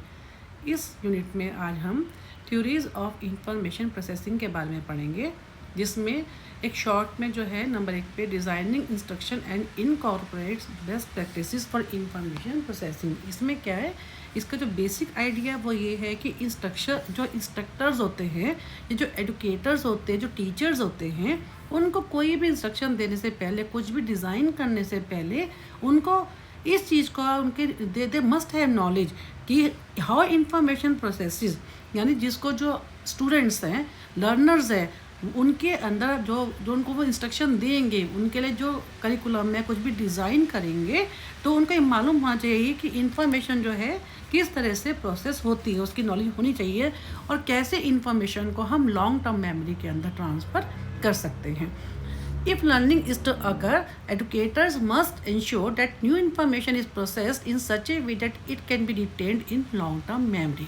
उन्हें मालूम होना चाहिए कि how information is processed in long-term memory, that it can be retained in long-term memory. In order to achieve this, elaboration and connection must occur between previously learned memory and new information. इससे क्या होगा, ताकि जो है वो previously जो हम लोग को जो पहले जो हमारे अंदर मेमोरी लर्निड मेमोरी है और जो हमारे अंदर न्यू इन्फॉर्मेशन है, उन दोनों के बीच में हम कनेक्शन बना सकें। मेनली बस के अंदर यही है कि जो उनके लिए है ये कि कोई भी जो एडुकेटर्स होते हैं, टीचर्स हैं, और जो एडुकेटर हो गए, टीचर्स हो गए, जो इन कोई भी थियोरी बनाने से पहले, कुछ भी डिज़ाइन करने से पहले वो चीज़ का दे मस्ट हैव नॉलेज कि how information processing is done, how information is, जैसे हमने अभी लास्ट वीडियो में किया था, हाउ हम वही फर्स्ट ऑफ ऑल वही परसीव द इंफॉर्मेशन, एनकोड करते हैं, फिर उसको स्टोर करते हैं, रिट्रीव करते हैं, तो उन सब के बारे में, और कैसे जो इन्फॉर्मेशन न्यू इन्फॉर्मेशन को हम प्री स्टोर्ड जो इन्फॉर्मेशन से हम कैसे उसको मैच करते हैं, कनेक्ट करते हैं, और वो ताकि हमारी लॉन्ग टर्म मेमोरी में कन्वर्ट हो जाए। इसमें है सबसे पहले है Bloom's taxonomy. What is Bloom taxonomy? Bloom taxonomy is very important और ये पेपर में बहुत फ्रिक्वेंटली आता है। ब्लूम आपको याद होगा, हमने इससे पहले वाली जो है फर्स्ट यूनिट में हमने किया था, ब्लूम टैक्सोनॉमी ने के जो मेन 3 डोमेन्स होते हैं, 3 डोमेन उसके जो कौन से हैं, जिसमें हमने क्या एक चेस का भी एग्जांपल लिया था, जिसमें कॉग्निशन हमारे इन्वॉल्व होता है, अफेक्टिव पार्ट होता है, और से थर्ड होता है साइकोमोटर। यानी इसमें क्या है कि जैसे हमने टेस्ट का एग्जांपल लिया था, कॉग्निशन क्या होता है, जिसमें हमारे मेंटल प्रोसेसेस इन्वॉल्व होते हैं, साइकोमोटर क्या होता है, जिसमें हमारी मसल्स इन्वॉल्व होती हैं, और थर्ड था अफेक्टिव, जिसमें हमारी इमोशंस होती हैं। जैसे हमने एक एग्जांपल भी लिया था चेस का, जिसमें था कि अगर हमारे को चेस खेलने की नॉलेज है, कैसे खेलनी है, दैट इन्वॉल्व आवर कॉग्निशन। ये हमारा हो गया फर्स्ट डोमेन। सेकंड था हमें वो जो चेस की जो पीसीज हैं, how we have to set them, कैसे उनको फिक्स करना है, कैसे उनको रखना है, उसमें हमारा मोटर स्किल्स होती हैं, वो सेकंड डोमेन हो गया। थर्ड था कि हम उसको अटैच भी हैं कि नहीं, हमें पता है, रूल्स पता है, हमने उसको सेट करके रख भी लिया, अब हम खेलना भी चाहते कि नहीं खेलना चाहते, उसमें क्या हो गया, हमारा जो है अफेक्शन हो गया, हमारा लव, कि हम उसको तभी खेलेंगे जब हमारे उसको खेलने का मन करेगा। चलिए अब इसको, वो तो हमारे 3 वो भी ब्लूम नहीं दिए थे। अब इसमें क्या है कि क्या कहा है कि ब्लूम ने टोटल क्या कहा है कि information processing can be classified in 6 level. Bloom ने ये 6 लेवल बताए थे जिनके थ्रू जो है इंफॉर्मेशन प्रोसेस होती है। नंबर 1 पे है फर्स्ट लेवल, किसको हम क्या बोलते हैं, knowing. The first level is labeled knowing and simply requires the learner to repeat back and what was heard or seen. सबसे पहले knowing, जो लर्नर है वो नॉलेज उसको पता होता है किसी भी चीज़ के बारे में। इसमें क्या होता है, दिस इन्वॉल्व्स वेरी लिटल एलाबरेशन, इसमें किसी चीज़ को एलाबरेट करने की जरूरत ही नहीं है, सिंपल उसका नॉलेज है। सेकेंड लेवल में हम क्या करें, labelled comprehension, that requires some rudimentary level of understanding that might involve having the student summarize or paraphrase some information. Second level को क्या है, कॉम्प्रीहेंशन, यानी उसकी अंडरस्टैंडिंग है, जिसके बेस के ऊपर वो जो है पिछली इंफॉर्मेशन के बेस के ऊपर या जो उसकी नॉलेज है उसके बेस पे उस चीज़ को समराइज करता है या पैराफ्रेज करता है। ठीक है, एक पैरे में उसको स्मॉल वर्ड्स उसमें समरी में वो लिखता है। फॉर एग्जांपल, जैसे एक जो टीचर है उसने क्लास में सब स्टूडेंट्स को पढ़ाया, अब वो किसी एक स्टूडेंट को, 2 स्टूडेंट को कहे कि आपने जो नॉलेज गेन की है, यानी उसमें जो फर्स्ट पॉइंट क्या है हमारा, नोइंग, नॉलेज आ गई, उसमें कोई इलेबोरेशन तो है नहीं। सेकंड वाले में क्या, कॉम्प्रीहेंड, उसको वो समरी में बताए उसको, वो हो गया कॉम्प्रीहेंशन। थर्ड है 2 लेवल, जो next 2 levels are application and analysis. अब क्या है, जो उसने नॉलेज गेन की है उसको अप्लाई करे और फिर उसको एनालिसिस करे। अब इसमें क्या है, application and analysis involve more elaboration and show a significant impact on long term learning when they are used during the learning process.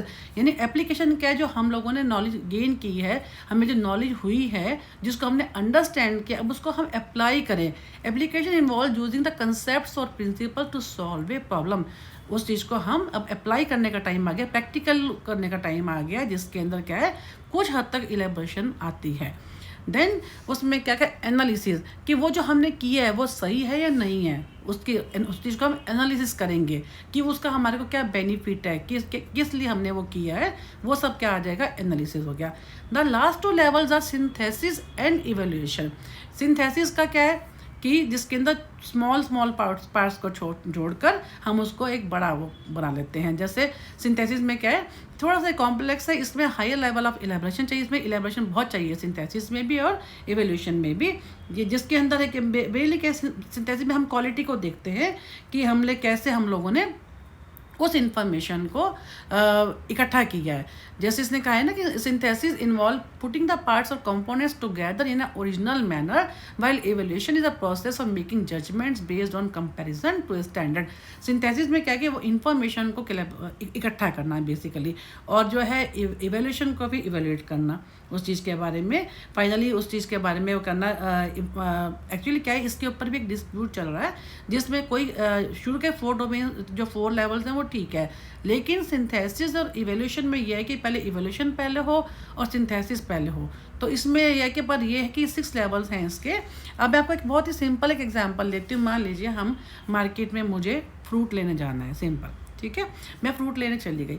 अब मेरे सामने नंबर 1 पे क्या है, मेरा फर्स्ट लेवल में क्या, नोइंग, मुझे ये मालूम होना चाहिए जो मैं फ्रूट लेने जा रही हूँ वो कहाँ से मिलेगा।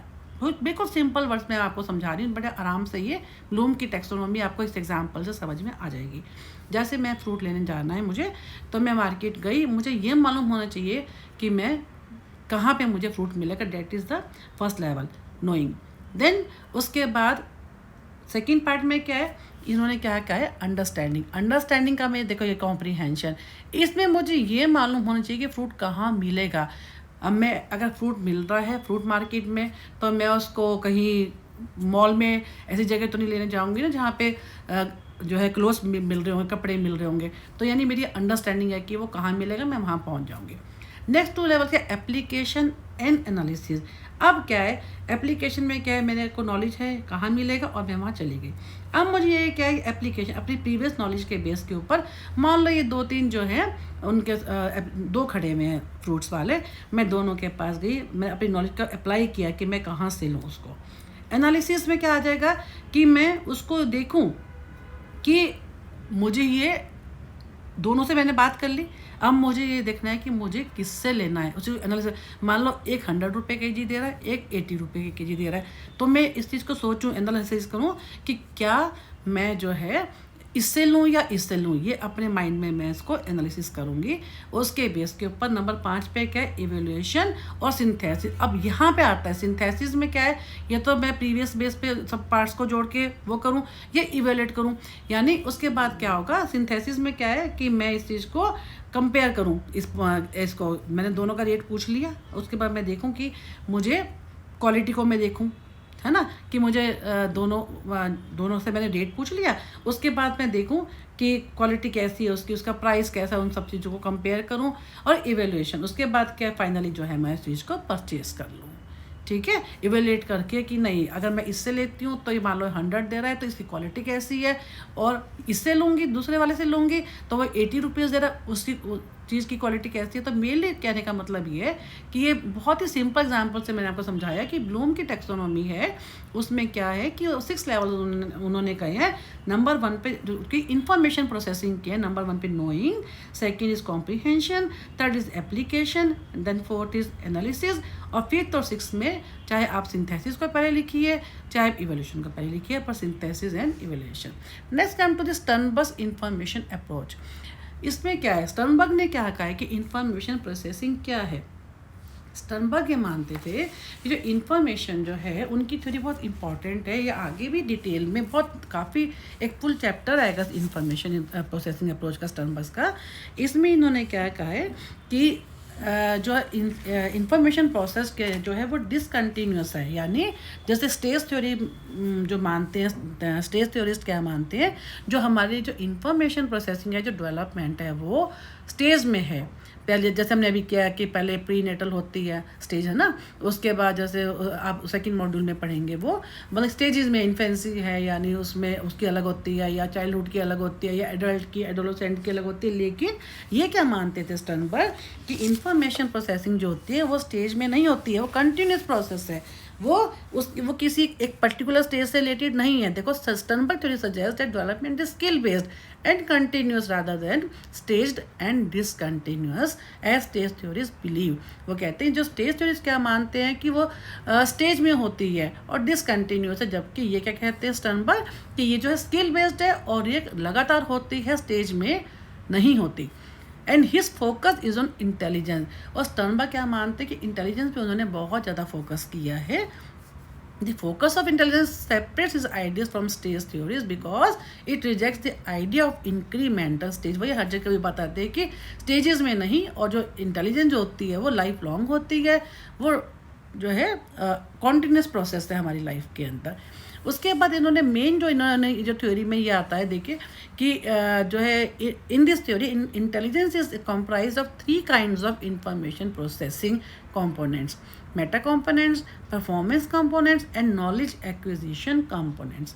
इसमें क्या उन्होंने कहा है कि मेटा कंपोनेंट, उन्होंने अपनी जो इंफॉर्मेशन प्रोसेसिंग थ्योरी को अप्रोच को स्टर्नबर्ग ने 3 पार्ट्स में इन्होंने डिवाइड किया है, जिसको हम क्या बोलते हैं, इसका जो स्टर्नबर्ग की थ्योरी का नाम ट्रियार्चिक, क्योंकि उन्होंने 3 कंपोनेंट्स के ऊपर कहा है ना, तो उसको ये भी बोलते हैं ट्रियार्चिक approach.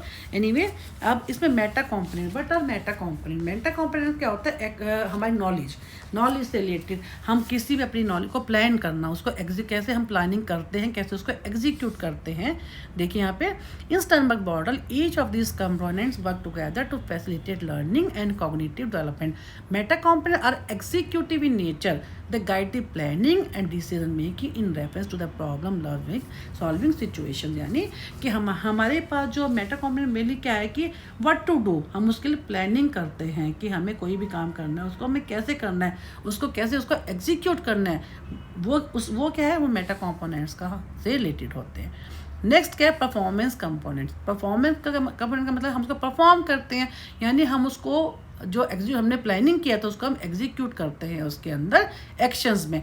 Performance components are the actions taken in the completion of a problem solving task. हम कोई भी प्रॉब्लम को सॉल्व करना चाहते हैं तो पहले हम क्या होता है, मेटा कंपोनेंट्स, हम उसको कैसे सॉल्व करना है उसको प्लानिंग करते हैं, फिर उसको एग्जीक्यूट करते हैं, उसको हम परफॉर्म करते हैं। ये हमारा हो गया परफॉर्मेंस कंपोनेंट्स के कारण। And performance components go beyond Meta component in that they perform the function also weighing the merit और consequences of actions in comparison to other options rather than simply identifying option। means कि हम जो है, एक तो जो performance उससे अलग है क्योंकि हमने वो प्लानिंग कर ली कैसे करना है, अब उससे अलग इसलिए कि हम उसको परफॉर्म कर रहे हैं उस चीज़ को। और ये क्या है, और जित हमारे पास ऑप्शन जो होते हैं उनमें जो सबसे ज़्यादा आइडेंटिफाइड हमारे को लगता है, उनको हम उनके साथ उसको कंपेयर करके तब हम प्रॉब्लम को सॉल्व करते हैं। एंड थर्ड इज जो है नॉलेज एक्विजिशन। हम लोगों ने पहले प्लानिंग कर ली, अब उसको इम्प्लीमेंट कर दिया, उसको परफॉर्म कर लिया, नाउ एक्वायर। अब क्या हो, जब हमने ये सब कर लिया, प्रॉब्लम हमारी सॉल्व हो गई, देन क्या है, हमारे को नॉलेज एक्वायर हो गई। दिस टाइप ऑफ, इसको हम क्या बोलते हैं, knowledge acquisition component. This type of characterised by the ability to learn new information in order to solve a potential problem. अब क्या होगा, हमारे को नई इन्फॉर्मेशन मिल गई। लर्निंग ऑफ नॉलेज क्या है, लर्निंग ऑफ न्यू थिंग्स। इन्होंने क्या कहा है कि यानी उन्होंने मेटा कंपोनेंट्स फर्स्ट हो गया प्लानिंग करना, उसके बाद के सेकंड उन्होंने क्या किया, परफॉर्म करना, प्रॉब्लम को सॉल्व करने के करना उसको, थर्ड में क्या है, न्यू नॉलेज को एक्वायर करना, यानी हमारी प्रॉब्लम सॉल्व हो गई और हमें उससे कुछ निकल के आया। ठीक है, ये हो गया हमारे 3। अब इसने सिंपल, इसमें लास्ट में इसने यही कही है स्टर्नबर्ग ने कि जो इसमें उन्होंने मेनली इंटेलिजेंट बिहेवियर पे ही कहा है कि जो स्टर्नबर्ग जो है adds the components of feedback to theories of cognitive development that suggest that an individual's social interaction has some impact on cognitive development. इन्होंने ये भी कहा है, स्टर्नबर्ग ने, इन्होंने एनवायरनमेंट के ऊपर बहुत फोकस किया है और इंटेलिजेंस पे किया है। वो कहते हैं जो इंटेलिजेंस है ना वो इनेट नहीं होती है, ये नहीं कि वो बायोलॉजिकल है, वो जब जो इंडिविजुअल है व्हेन ही और she comes into the contact of the society environment, तब उसकी कॉग्निटिव डेवलपमेंट होती है। That individual social interaction has some impact on cognitive development. जब सोसाइटी के कांटेक्ट में आता है, लोगों से मिलता है, बात करता है, उसकी कम्युनिकेशन स्किल्स बढ़ती हैं, स्पीच जो है वो इम्प्रूव होती है, तो उससे क्या होता है, उसकी कॉग्निटिव डेवलपमेंट होती है। In fact one of the three parts of his theory is based in the context in which learning takes place. Basically बस उन्होंने यह कि इन्होंने एक तो उनकी थ्योरी जो है स्टर्नबर्ग की, उन्होंने कहा है कि ये कंटिन्यूस प्रोसेस है rather than staged. Secondly 3 components Meta components उन्होंने कहे, 3 कंपोनेंट्स में नंबर 1 पे मेटा कंपोनेंट, नंबर 2 पे performance component and third one is knowledge based. ठीक है, नॉलेज एक्विजिशन, हमें नॉलेज मिल गई। उसके बाद क्या है, उन्होंने क्या कहा है कि ये जो है ये कॉग्निटिव डेवलपमेंट उन्होंने क्या कहा है कैसे होते हैं, when an individual comes into the contact of the society, when he interacts with his, बच्चा है तो पीयर ग्रुप से करेगा, यानी अपने एज पर हिज, और जो उसकी सोशल इंटरेक्शन है सोसाइटी के से, तो वो जब इंटरेक्ट करते हैं तब उसकी कॉग्निटिव डेवलपमेंट होती है। तो ये सारा जो था हमारी इंफॉर्मेशन प्रोसेसिंग के बारे में था इन लर्निंग एंड मेमोरी। यहीं पे हमारा सेकंड यूनिट ख़त्म होता है। हम अपनी नेक्स्ट वीडियो में ब्लॉक 1 का यूनिट 3 स्टार्ट करेंगे। आप हमें भी वीडियो यहीं ख़त्म करते हैं। मैं आप लोगों से फिर से रिक्वेस्ट करूँगी कि जिन्होंने मेरे इस यूट्यूब चैनल को इग्नू कोचिंग विद ईज़ को लाइक, सब्सक्राइब और शेयर नहीं किया, वह मैक्सिमम करें। और मैं आपको एक और रिक्वेस्ट भी करूँगी कि यदि आप किसी पर्टिकुलर टॉपिक के ऊपर चाहते हैं जो आपको समझ में नहीं आ रहा है, तो आप मुझे चैट में कमेंट में लिखेंगे, तो मैं कोशिश करूँगी आपको सिंपलेस्ट वर्ड्स में आपको जो आपके जो है आप जो चाहते हैं कि जिसमें आपको थोड़ी प्रॉब्लम हो रही है, I will try to simplify that as much early as possible. आप सबका मेरे यूट्यूब चैनल में इसको सुनने के लिए हेलो फ्रेंड्स, आप सभी का मेरे यूट्यूब चैनल में हार्दिक स्वागत है। आज हम MPC 001 का ब्लॉक 1 यूनिट 3 का सबसे इम्पॉर्टेंट पार्ट पढ़ेंगे, cellular basis of learning and memory. इसमें जैसे हमने अभी इस लेसन में पहले भी पढ़ा कि लर्निंग और मेमोरी क्या है। लर्निंग क्या होता है, लर्निंग का मतलब क्या है, is a process of acquiring new information, where memory is the result of the learning. अब क्या है कि हमारे ब्रेन का ऐसा कौन सा पार्ट है जिससे कि मेमोरीज बनती हैं। सबसे पहले हमने क्या पढ़ा कि इन्फॉर्मेशन को हम एनकोड करते हैं, फिर स्टोर करते हैं, फिर उसको रिट्रीव करते हैं। इसमें क्या है कि हमारे ब्रेन का एक बहुत इम्पॉर्टेंट, ब्रेन में एक बहुत इम्पॉर्टेंट पार्ट होता है जिसको हम हिप्पोकैम्पस कहते हैं। उसके थ्रू हमारे जो है मेमोरीज बनती हैं। जैसे इसमें जो एक शॉर्ट वेरी सिंपल वर्ड्स में मैं आपको समझाऊंगी कि इसमें क्या है, 2 लॉ दिए हुए, एक तो हेब्स का लॉ है और नंबर 2 पे लॉन्ग टर्म पोटेंशिएशन। सबसे पहले हेब लॉ क्या कहता है, हेब लॉ के अनुसार क्या होता है कि जो हमारे जो 5 सेंस ऑर्गन्स होते हैं उनसे क्या होता है, इंफॉर्मेशन हमारे हिप्पोकैम्पस में न्यूरॉन्स के थ्रू आती है। जो हिप्पोकैम्पस है वो हमारे ब्रेन के ऐसा पार्ट है जिसमें न्यू इन्फॉर्मेशन जो है पहले उसको हम एनकोड करते हैं। वो जो न्यू इन्फॉर्मेशन होती है वो सेंसरी ऑर्गन्स के थ्रू सेंसरी सिग्नल्स हमारे ब्रेन में आती है और वो ट्रांसफॉर्म होती है। अगर वो इमोशंस से जुड़ी हुई है, ट्रॉमा से, किसी एक्सीडेंट से जुड़ी हुई है, यानी वो अगर जो सेंसरी सिग्नल्स हैं वो काफ़ी स्ट्रॉन्ग है, तो वो क्या होती है, हमारी लॉन्ग टर्म मेमोरी में कन्वर्ट हो जाती है थ्रू हिप्पोकैम्पस।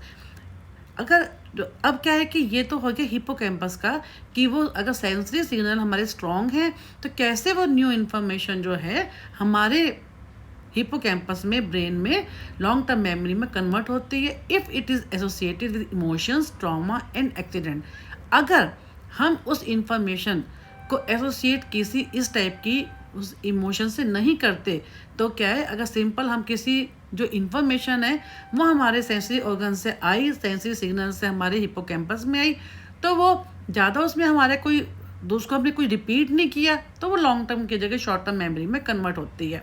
अब हिप्पोकैम्पस की जो सराउंडिंग्स हैं, अगर वो किसी कारण से डैमेज हो जाती हैं तो हमारी लॉन्ग टर्म मेमोरी नहीं बन पाती।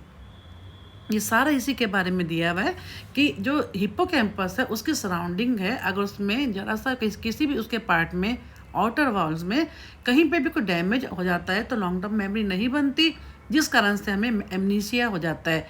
एंटेरोग्रेड एमनीसिया का मतलब क्या है कि जब हमें कोई चोट लग जाती है हिप्पोकैम्पस पे तो वो हमारी जो नई मेमोरीज होती हैं वो नहीं बन पाती, लेकिन जो एक्सीडेंट से पहले जो हमारी ओल्ड मेमोरीज थी वो हमारी रिटेन करती हैं। अब क्या है कि हमारे ब्रेन में बहुत सारे मिलियंस ऑफ न्यूरॉन्स होते हैं जो कि एक दूसरे से अलग होते हैं, जुड़े हुए नहीं होते, और एक न्यूरॉन में हंड्रेड्स ऑफ सिनेप्सिस होते हैं।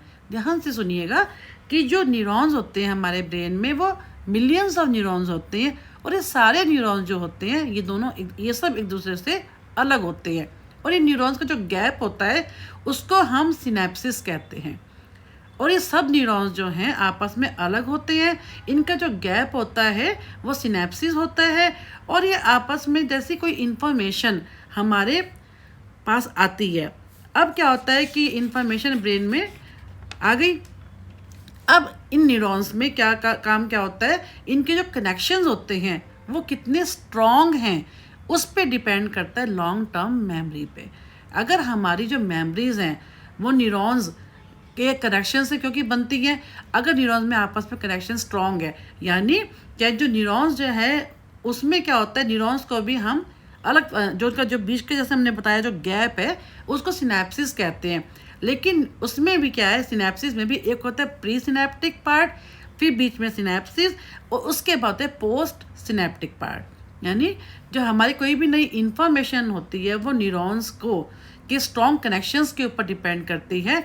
अगर जो नई इंफॉर्मेशन है, सबसे पहले जो इंफॉर्मेशन होती है वो प्री सिनेप्टिक पार्ट से, वहाँ जो अगर वो एक्टिव होता है तो उससे उसकी जो एनर्जी होती है वो ऑटोमेटिकली, अगर वो इंफॉर्मेशन इमोशनली अटैच्ड है हम उसके साथ, या हम उसको रिपीट करते हैं, या कोई ट्रॉमा उसके साथ अटैच है, तो वो प्री सिनेप्टिक से एक्टिवेट होकर और वो चली जाएगी पोस्ट सिनेप्टिक में। यानी जो हमारा जो न्यूरॉन्स हैं उनके आपस के जो रिलेशंस हैं वो स्ट्रॉन्ग हो जाएंगे। अगर इंफॉर्मेशन वीक है, हम उसको रिपीट नहीं करते हैं, तो with the passage of time हम उसको फॉरगेट कर जाएंगे, हम उसको भूल जाएंगे, और जो प्री सिनेप्टिक से वो पोस्ट सिनेप्टिक में कन्वर्ट नहीं होगी। ये है हमारा हेब्स लॉ। हेब्स का लॉ देखिए यहाँ पे इन्होंने दे रखा है, कैनेडियन साइकोलॉजिस्ट डोनाल्ड हेब इन 1949 उनका रूल क्या कहता है, what Hebb's rule state that if a synapse between two neurons is repeatedly activated, अगर दो न्यूरॉन्स हैं उनका जो आपस का जो सिनेप्स जो है एक्टिवेटेड है, जो उनका आपस का जो गैप है ना वो एक्टिवेटेड है, at about the same time the postsynaptic neuron fires, the structure of the chemistry of neuron changes and the synapse will be strengthened.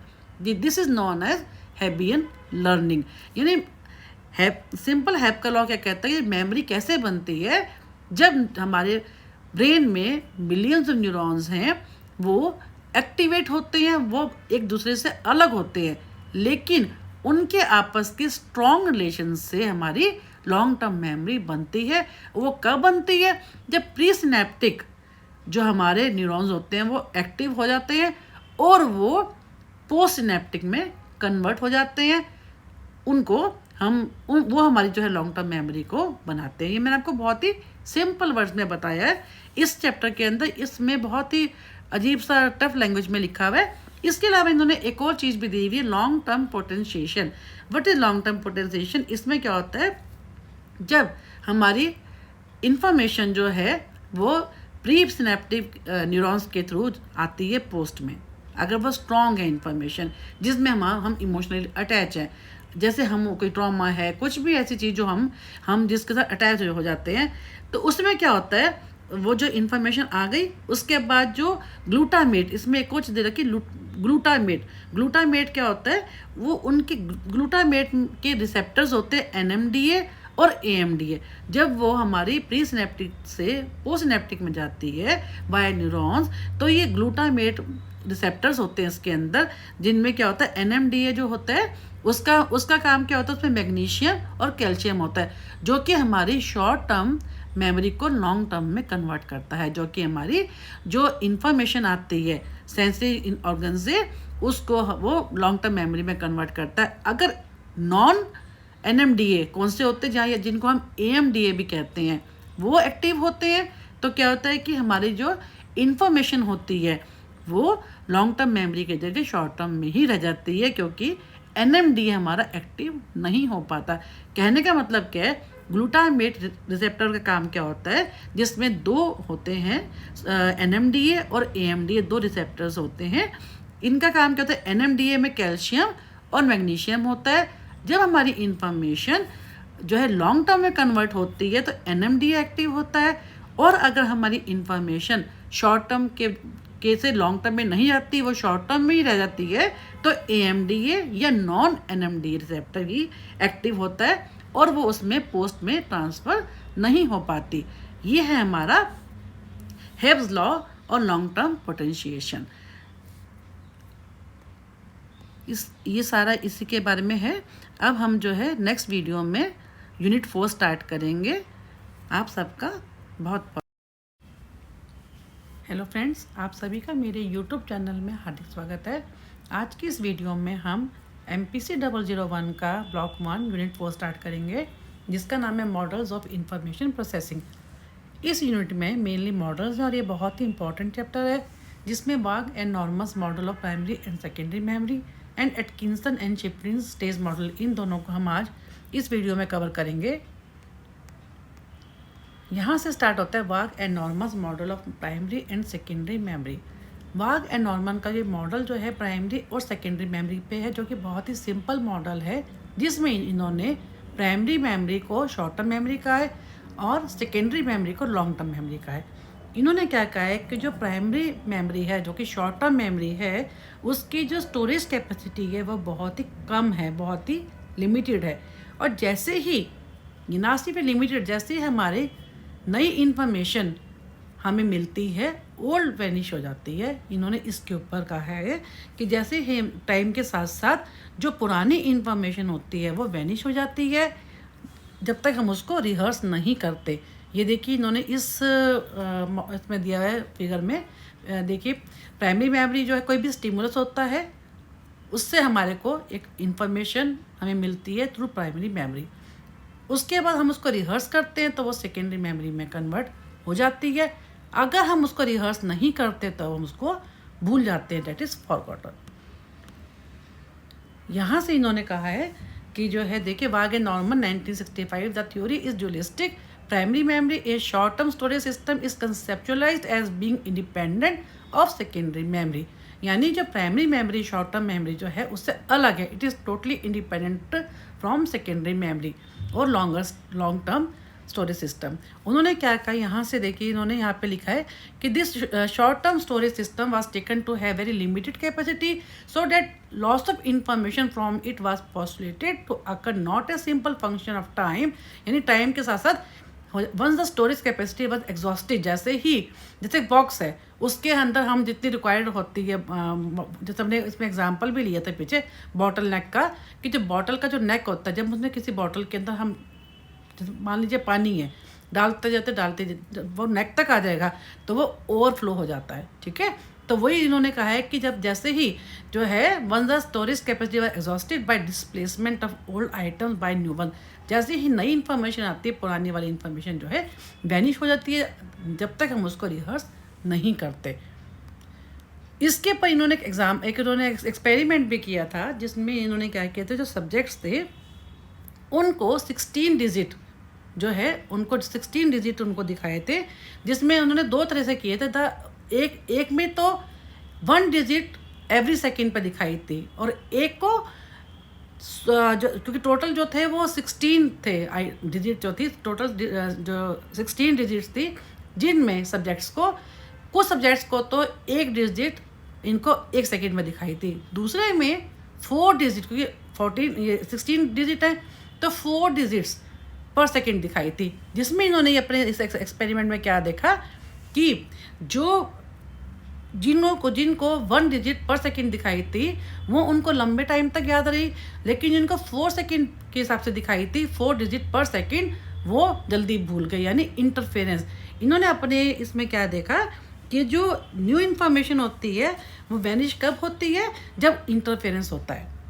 यानी कहते हैं कि जो हमारी जो एक साथ जिन जिन सब्जेक्ट्स को जो 4 डिजिट एक साथ पर सेकंड में दिखाई गई वो जल्दी भूल गए, बजाय उनके जिनको पर सेकंड में 1 डिजिट दिखाई गई। यानी इंटरफेरेंस, इन्होंने ये क्या कहा है कि जो इंटरफेरेंस है उसका रोल बहुत ज़्यादा होता है जो इंफॉर्मेशन को वैनिश करने में, बजाय उसके जो टाइम है।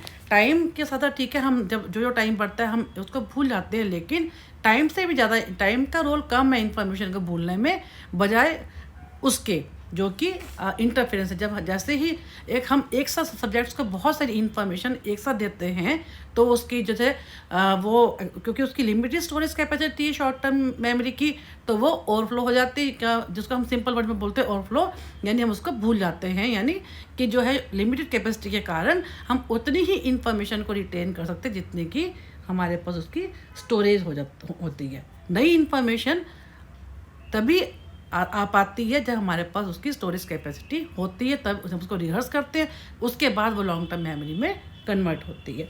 और इन्होंने एक और चीज़ भी दे रखी है इसके अंदर, the rate of forgetting for the 2 presentation rates is similar. जो इन्फॉर्मेशन को उन्होंने इस एक्सपेरिमेंट में क्या देखा कि दोनों में जो इन्फॉर्मेशन को जो प्रेजेंट करने का तरीका था डेट वाज सेम, वो सिमिलर था। फिर उन्होंने कहा कि interference seems to be greater factor than decay in forgetting in primary memory.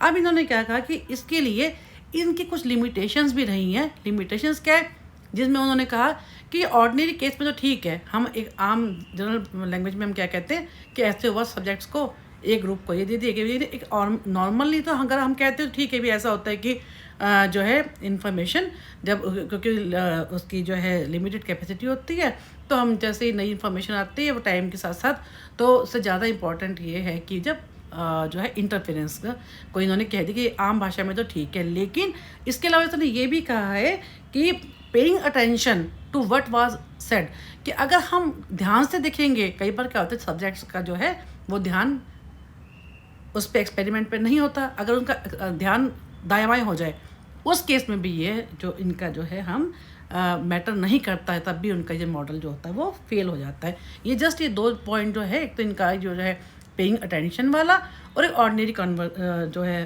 Conversation का, ये दोनों इस मॉडल की जो है लिमिटेशंस है। Next come to Atkinson and Shiffrin stage model. इनका क्या स्टेज मॉडल, इन्होंने क्या कहा है एटकिंसन एंड शिफ्रिन ने कि जो जिसमें इन्होंने 1968 में क्या कहा था, the key elements of this model are that it views learning and memory as discontinuous and multi stage. यानी ऐसा नहीं है कि हम सारी उम्र सीखते ही रहते हैं, ये क्या कह रहे हैं स्टेज मॉडल में उन्होंने कहा है कि जो लर्निंग जो होती है वो स्टेज वाइज होती है, हर समय हम सीखते नहीं हैं, हर चीज़ की वो स्टेज होती है। सबसे पहले क्या होता है एक्सटर्नल स्टिमुलस होता है, उससे हमारी सेंसरी मेमोरी में आता है इंफॉर्मेशन, उसके बाद वो जाती है शॉर्ट टर्म। इन्होंने अलग जैसे इन्होंने इस फिगर में दिखा रखा है एक्सटर्नल इन्फ्लुएंस यानी एनवायरनमेंट से इंफॉर्मेशन आती है जो कि सेंसरी मेमोरी में जाती है। सेंसरी मेमोरी में क्या मतलब क्या, हमारे सेंस ऑर्गन्स से जो इंफॉर्मेशन हम उसको लेते हैं, उसके बाद ये जो है शॉर्ट टर्म से फिर लॉन्ग टर्म में कन्वर्ट होती है। इन्होंने यहाँ पे क्या कहा है, in the Atkinson Shiffrin model memory starts with the sensory input from the environment. सबसे पहले मेमोरी कहाँ से स्टार्ट होती है कि हमारे सेंसरी ऑर्गन से हमारे को इन्फॉर्मेशन मिलती है। कौन से सेंसरी ऑर्गन है 5 हमारे, जो कि visual, hearing, touch, smell, taste. इनसे हमारे को क्या है इंफॉर्मेशन मिलती है, हमारे को एनवायरनमेंट से आती है। And this input is held for a very brief time, several seconds at most in a sensory register associated with the sensory channels. यानी जो हमारे ये 5 इन्होंने दे रखे, vision, hearing, touch, smell, taste, इन्होंने कहा इन सेंसरी ऑर्गन से जो इन्फॉर्मेशन आती है ये क्या होती है हमारे को बहुत ही कम टाइम के लिए रहती है। इन्होंने इसकी दे रखा है कि this occurs in as little as half second for visual. Visual के लिए ये ओनली हाफ सेकेंड रहती है और ऑडिटरी के लिए ओनली 4 to 5 सेकेंड रहती है। अब ये क्या कह रहे हैं कि ये हो गया सेंसरी, इन्होंने इन पर 3 तरह से मेमोरी को बांटा है ना। फर्स्ट इज सेंसरी मेमोरी, जो कि इन्होंने क्या कहा है कि विजुअल के लिए हाफ सेकेंड है, और ऑडिटरी के लिए, सुनने के लिए, हियरिंग के लिए 4 to 5 सेकेंड्स है। The transfer of new information quickly to the next stage of processing is of critical importance and sensory memory acts as a portal for all information that is to become part of the memory. इन्होंने क्या कहा है कि जैसे जैसे वो नई information आती है, नेक्स्ट स्टेज में कब जाती है, जब नेक्स्ट इन्फॉर्मेशन में जब जाती है तो उस नेक्स्ट स्टेज का यानी शॉर्ट टर्म मेमोरी का वो पार्ट बन जाती है। अब क्या है, attention and automatically are the two major influences on sensory memory. किसी भी इंफॉर्मेशन को जब हम ध्यान देते हैं, फोकस करते हैं, अटेंशन देते हैं, तो या वो कह रहे हैं कि जो इन्फॉर्मेशन होती है वो सेंसरी से शॉर्ट टर्म में कब जाती है, या तो हम उस पर फोकस करते हैं, अटेंशन देते हैं, या हमारे जो 5 सेंस ऑर्गन्स हैं, है ना, उनसे जो हमारे को ये मिली है उसमें उनके थ्रू जो हमें मिलती है, हमारे उस पर हम फोकस करते हैं और उसका हमारे पे इम्पैक्ट आता है। ठीक है, उसके बाद ही चली जाती है हमारी शॉर्ट टर्म में। अब वो कह रहे हैं कि information that is attended to and recognize in the sensory register. जो अभी हमने जो बोला कि जिस इन्फॉर्मेशन को हम फोकस करते हैं, अटेंटिव होते हैं, वो या जिसमें हमारा जो सेंसरी ऑर्गन इन्वॉल्व का मतलब कि जिसमें हम हमारा खुद का भी इंटरेस्ट होता है, जो हमारी सेलेक्टिव होते हैं, जैसे हमारा किसी चीज़ में हम कॉन्शियसली हम किसी चीज़ को सुनते हैं। अटेंटिव का मतलब हो गया ना कि या तो हम फोकस करते हैं, ध्यान से सुनते हैं। अब कॉन्शियस का मतलब क्या है, जिसमें हमारी जो है हम आइज़ को, ईयर्स को जो है एकदम ओपन रखते हैं, एक्टिव रहते हैं। यानी इसमें लिखा है ना, this stage is open viewed as active और conscious memory because it is a part of memory that is been actively process while new information is taken in. जब नई इन्फॉर्मेशन आती है तो वो जो शॉर्ट टर्म मेमोरी में जाएगी सेंसरी से, उसको हम शॉर्ट टर्म मेमोरी कहते हैं, जो कि 20 से 30 सेकेंड तक रहती है। इसको जो है ये हमारी सेंसरी मेमोरी से शॉर्ट टर्म मेमोरी में कन्वर्ट होती है। सेंसरी मेमोरी की जो कि हमने अभी किया कि विजुअल के लिए ओनली हाफ सेकेंड होती है और ऑडिटरी के लिए या हियरिंग के लिए 4 to 5 सेकेंड होती है, जो कि अब कन्वर्ट होती है हमारी अटेंशन से थ्रू सेंसरी ऑर्गन आती है। जब हम उस पर अटेंटिव होते हैं, फोकस करते हैं, तो शॉर्ट टर्म मेमोरी में जाती है, जो इसकी ड्यूरेशन क्या होती है 20 से 30 सेकेंड से लेकर, इसमें 20 से 30 सेकेंड लिखा है, वैसे वो 1 से 1.5 मिनट तक रहती है। अब इन्होंने कहा कि जैसे इन्होंने लिखा है ना, generally 5+2 number of units can be processed at any given time in STM। ये आपको याद होगा, हमने मिलर मैजिक नंबर किया था +-7, जिसमें क्या था, सिंगल जब हम एक बार में सब्जेक्ट्स को कोई किसी को नंबर दिखाते हैं तो वो या 7 +-7 का मतलब क्या है कि या तो 5 7 से कम होते हैं 5 और 7 से ऊपर होते हैं 9, यानी 5+2 नंबर ऑफ डिजिट्स क्या एक बार में सिंगल विजन में उसमें जो अगर हम उस पर ध्यान देते हैं तो इतने नंबर हम सिंगल एक बार में हम प्रोसेस कर सकते हैं। अब इन्होंने कहा है कि information that is rehearsed may then be passed along to long term memory. अब जो इन्फॉर्मेशन जिसको हम रिहर्स करते हैं, जिसको हम दोबारा से याद करते हैं, ये दोबारा जिसमें हम अटेंटिव होते हैं, वो आगे लॉन्ग टर्म मेमोरी में कन्वर्ट हो जाती है। Information not so processed is lost. जिस इन्फॉर्मेशन को हम प्रोसेस नहीं करते, उसको रिहर्स नहीं करते, डेट इज लॉस्ट। अब इन्होंने क्या कहा है कि when items of information are placed in long-term memory, they are organized into categories where they reside for days, months, years or for a long lifetime। यानी जो इन्फॉर्मेशन जो है जिसको हम रिहर्स करते हैं, जो लॉन्ग टर्म मेमोरी में जाती है, वो हम उसको इन्फॉर्मेशन को डेज के लिए, महीनों के लिए, सालों के लिए और इवन लाइफ टाइम के लिए हम उसको दिमाग में, ब्रेन में रख सकते हैं। वो हमारी लॉन्ग टर्म मेमोरी में कन्वर्ट हो जाती है। अब इन्होंने एक और चीज़ भी कही है, जैसे हमने पहले भी किया था कि जिस चीज़ में अटेंटिव होंगे, जिस चीज़ में हम इमोशनली अटैच होंगे, वो सब चीज़ें जो हैं हमारी लॉन्ग टर्म मेमोरी में कन्वर्ट होती है। अब इन्होंने क्या कहा है कि लॉन्ग टर्म मेमोरी को भी इन्होंने आगे फर्दर डिवाइड कर दिया, जिसमें क्या है, एक तो होती है एक्सप्लिसिट मेमोरी, एक होती है इम्प्लिसिट मेमोरी। एक्सप्लिसिट मेमोरी क्या है? एक्सप्लिसिट मेमोरी का मतलब है जिसको हम कॉन्शियसली अपनी उस इंफॉर्मेशन को, जिसको हम कॉन्शियस रहते हैं, उसको हम लॉन्ग टर्म मेमोरी में कन्वर्ट करते हैं। एक होता है इम्प्लिसिट, जिसको सब कॉन्शियसली, जिसमें हम कॉन्शियसली नहीं करते लेकिन फिर भी हमारे को पिछले एक्सपीरियंस के बेस पे हमारे को वो याद रह जाती है। एग्जाम्पल, जैसे एक्सप्लिसिट मेमोरी का एग्जाम्पल क्या है, कॉन्शियसली हम कोई भी चीज़ सीखते हैं, हम जो बड़े होते हैं, हम कार ड्राइव करना सीखते हैं, हम खाना बनाना सीखते हैं, कोई भी काम जो हम कॉन्शियसली करते हैं, that is part of the explicit memory. Then implicit का एग्जांपल क्या है, जो कि सब कॉन्शियसली हम लोग को याद नहीं है, लेकिन हम अगर याद करना चाहें तो हमें याद आ जाती है। जैसे हम लोगों ने बचपन में बच्चों को सिखाया जाता है कि पेरेंट्स, ये मदर है, ये फादर है, तो उसको पता है, या उसको कलर्स है कि रेड है, ग्रीन है, येलो, या अल्फ़ाबेट्स है, यानी जो हम एक बार जो चीज़ हम सीख लेते हैं, अगर हम उसको याद करते हैं, हमें मान लो हमने कोई भी कलर देखा, रेड कलर देखा, क्योंकि हमें सिखाया गया, हमारी मेमोरी में फीड है, तो हम जैसे उसको कोई भी हम रेड चीज़ हम देखते हैं, हम उसी समय हम कहते हैं हाँ ये कलर रेड है। तो ये है कि जिसमें हम कहते हैं इम्प्लिसिट। अब इन्होंने फर्दर एक्सप्लिसिट और इम्प्लिसिट कर दिया। अब इन्होंने एक्सप्लिसिट को आगे फिर से दो भागों में बांटा है, episodic and semantic. Episodic, what is episodic memory? Episodic वो है लॉन्ग टर्म मेमोरी जिसमें कि हमारी इमोशंस जुड़ी होती हैं, जिसमें हमारी खुद के एक्सपीरियंस जुड़े होते हैं। कौन से होते हैं? जैसे हम कहते हैं कि जिसमें हमारे कोई भी ऐसी है, कोई हमारा बर्थडे है, हमारी एनिवर्सरी है, या कोई भी किसी की डेथ है, तो कुछ भी जिसमें हमारी इमोशन जुड़ी होती हैं, उसको हम क्या बोलते हैं, जो है एपिसोडिक मेमोरी। सेकंड है सिमेंटिक। सिमेंटिक का मतलब क्या है, मैं आपको बिल्कुल सिंपल वर्ड में समझा रही हूँ। सिमेंटिक का मतलब क्या है, किसी भी चीज़ की जो फैक्ट्स होते हैं, रूल्स, फैक्ट्स, उनसे अटैच होती है मेमोरी। जैसे हमने पहले भी लास्ट यूनिट में भी किया था, चेस का जो गेम है उसके हमें रूल्स पता, हम वो खेलना चाहते हैं, हमें उसके रूल्स पता है, यानी जो कि फैक्ट्स के बेस पे, जो कि हमारे एक उस पर हमें पता है कि इसके रूल ये हैं, ठीक है, हमें उसके गेम के रूल पता हैं, ऑलरेडी हमें पहले से हमने सीखे हुए हैं, तो वो हमारी मेमोरी में उस हिसाब से फीड हैं। उसी से हमारा क्या होता है, हमारी सिमेंटिक मेमोरी बनती है। ये सारा उसी के बारे में है, एपिसोडिक एंड सिमेंटिक मेमोरी के बारे में। ये सारा उन्होंने वही क्या रखा है, एपिसोडिक एंड सिमेंटिक। इसको इन्होंने एक और चीज़ कर रखी है कि जो है यहाँ पे as previously stated declarative memory can be subdivided into semantic and, हमने अभी किया है ना, semantic episodic memory.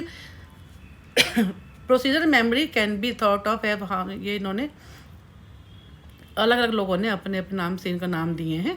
Information processing in 3 stage model, Atkinson and Shiffrin, क्योंकि हमने एटकिंसन एंड शिफ्रिन के मॉडल को हम 3 स्टेज मॉडल ही बोलते हैं। तो Atkinson and Shiffrin make a important distinction between the concepts of memory and memory stores. They use the term memory to refer to data being retained, while store refers to the structural component and contains the information, simply indicating how long an item being retained does not necessarily reveal where it is located in the structure of memory।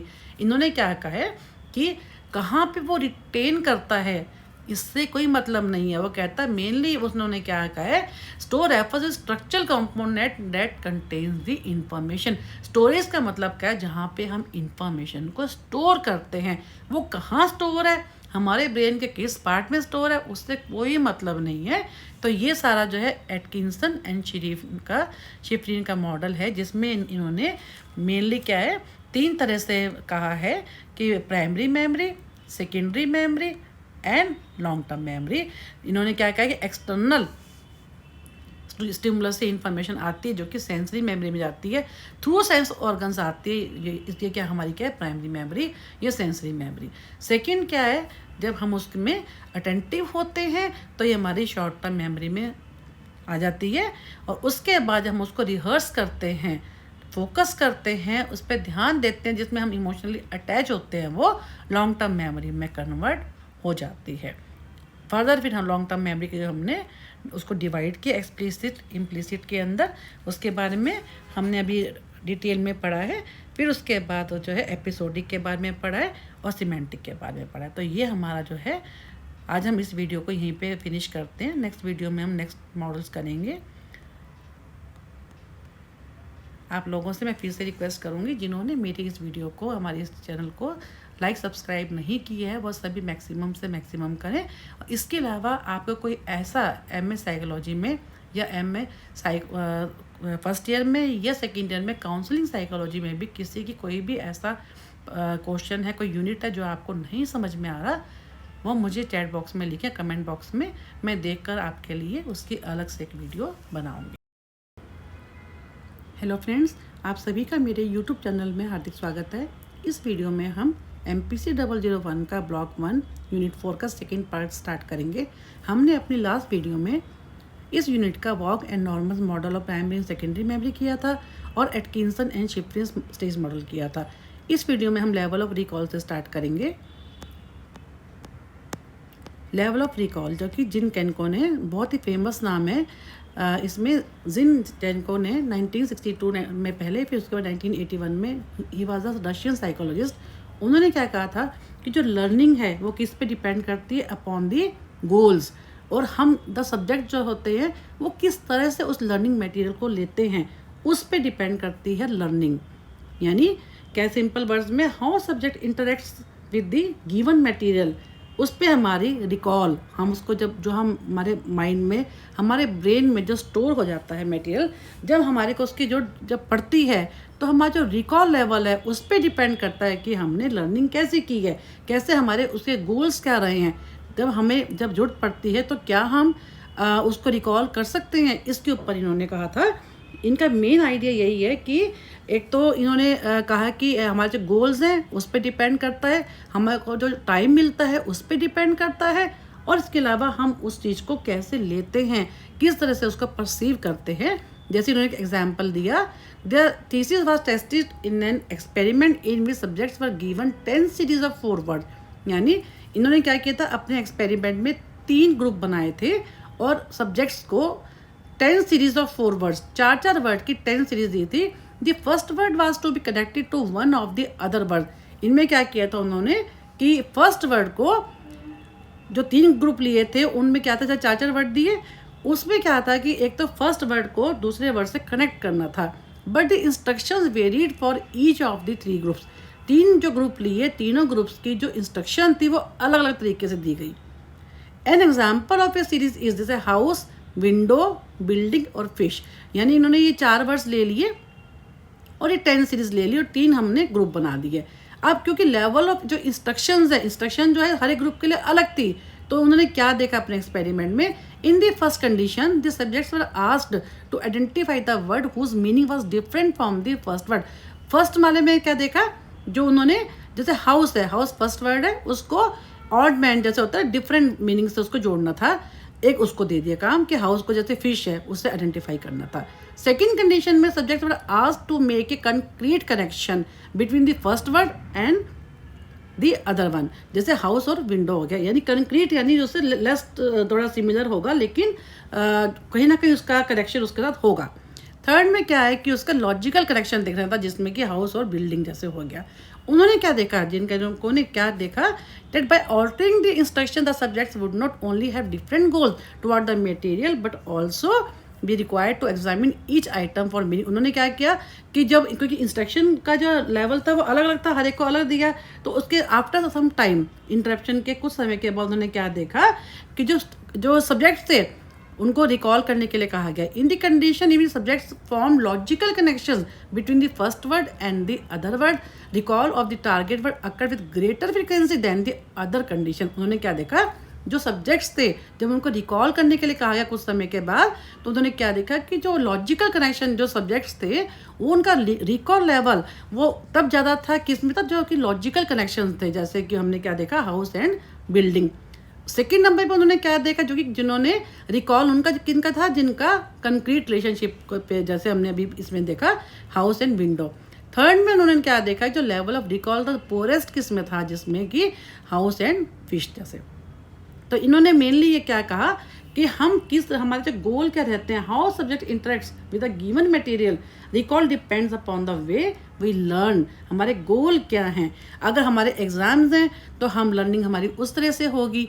अगर हमें simple वैसे ही कुछ पढ़ना है, हम daily कोई book पढ़ते हैं, कोई कॉमिक पढ़ते हैं, तो हमारा उस तरह से होता है। तो यही है कि how we perceive, how we take the materials, उसके हिसाब से हमारा जो हमारे गोल्स होते हैं उसी के हिसाब से हमारी लर्निंग होती है। अब ये है levels of processing crack and Lockhart. ये बहुत ही फेमस मॉडल है और कई बार, कम से कम मैंने जो देखा लास्ट 10 ईयर्स में, ये 5 to 6 टाइम्स आ चुका है। इस मॉडल का जो बेसिक आइडिया क्या है कि एक तो इन्होंने क्या है कि जो हमने जो पहले जो मॉडल्स पढ़े हैं उनमें क्या था, वो स्टेज मॉडल को बोलते थे। इन्होंने क्या कहा कि स्टेज नहीं होता, कोई स्टेज में कोई लर्निंग होती ही नहीं है। उन्होंने क्या कहा है, जो लेवल ऑफ प्रोसेसिंग जो होती है उसके बॉक्सेस में होती है। आप इसको देखेंगे ध्यान से। उन्होंने ये कहा कि उन्होंने स्टेज थ्योरी को बिल्कुल क्रिटिसाइज किया है। इन्होंने क्या कहा है कि Craik and Lockhart level of processing model as a reaction against the boxes in the head scheme of memory. उन्होंने इसके स्टेज मॉडल को बिल्कुल जो है क्रिटिसाइज किया है। उन्होंने क्या कहा है कि they take the position that data can be better described by the concept of memory based on the levels of processing।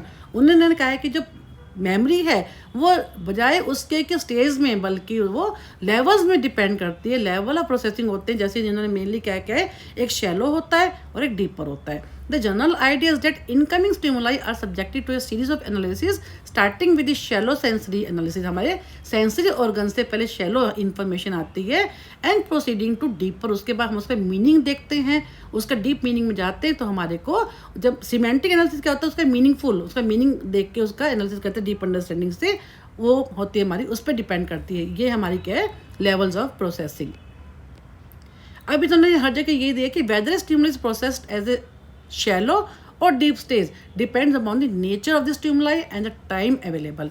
एक तो वो जो हम जो याद करना चाहते हैं, जो वो क्या है कि वो उसके नेचर, स्टिमुलस क्या है, जो इन्फॉर्मेशन है वो किस टाइप की, उसकी नेचर क्या है। सेकेंडली हमारे पास टाइम कितना है। अगर हमारे पास टाइम ज़्यादा है तो ऑब्वियसली हमारी जो इन्फॉर्मेशन है वो अच्छे से हम उसको रिटेन कर पाएंगे, अच्छे से उसको डीप लर्न कर पाएंगे। अगर टाइम ही नहीं किसी काम को करने के लिए तो उस हिसाब से जो हमारी जो लर्निंग होगी वो शैलो रहेगी। यानी लेवल जो है depend upon the shallow reading to deeper, यानी मोर कॉम्प्लेक्स है ये, जिन्होंने इन्होंने जो लेवल्स ऑफ प्रोसेसिंग के ऊपर इन्होंने ज़्यादा फोकस किया है। फिर क्या कि विद डीपर प्रोसेसिंग एक ग्रेटर डिग्री ऑफ सिमेंटिक और कॉग्निटिव एनालिसिस अंडरटेकन। जो जो हम डीपर मीनिंग में जाते हैं तो हमारे को, जब हम डीपर उसको प्रोसेस करते हैं, हमारा जो कॉग्निटिव प्रोसेस है वो डीपर तरीके से होता है। यानी हम उस चीज़ को डीपली उसको अंडरस्टैंड करते हैं, उस चीज़ का मीनिंग निकालते हैं। इस पे हमारा जो है लेवल ऑफ प्रोसेसिंग डिपेंड करती है। At the preliminary stages, the visual configuration may be analyzed according to such physical or sensory features as lines and angle. Later stages are concerned with matching the stimuli with stored information। यानी पहले जो हमारी जो earlier stages होती है उनमें क्या होता है, हम सिंपल अपना विजुअल जो अपने सेंसरी ऑर्गन से जो इन्फॉर्मेशन मिलती है उसको हम अपने सेंसरी ऑर्गन के थ्रू हमारी उसमें आ जाती है ब्रेन में। अब वो कह रहा है कि लेटेस्ट स्टेजेस में क्या होता है, हम उसको जो हमारी इंफॉर्मेशन होती है उसको हम डीपली अंडरस्टैंड करके वो हमारी उसमें स्टोर हो जाती है। For example, recognition that one of the letters correspond to the pattern identified as ए।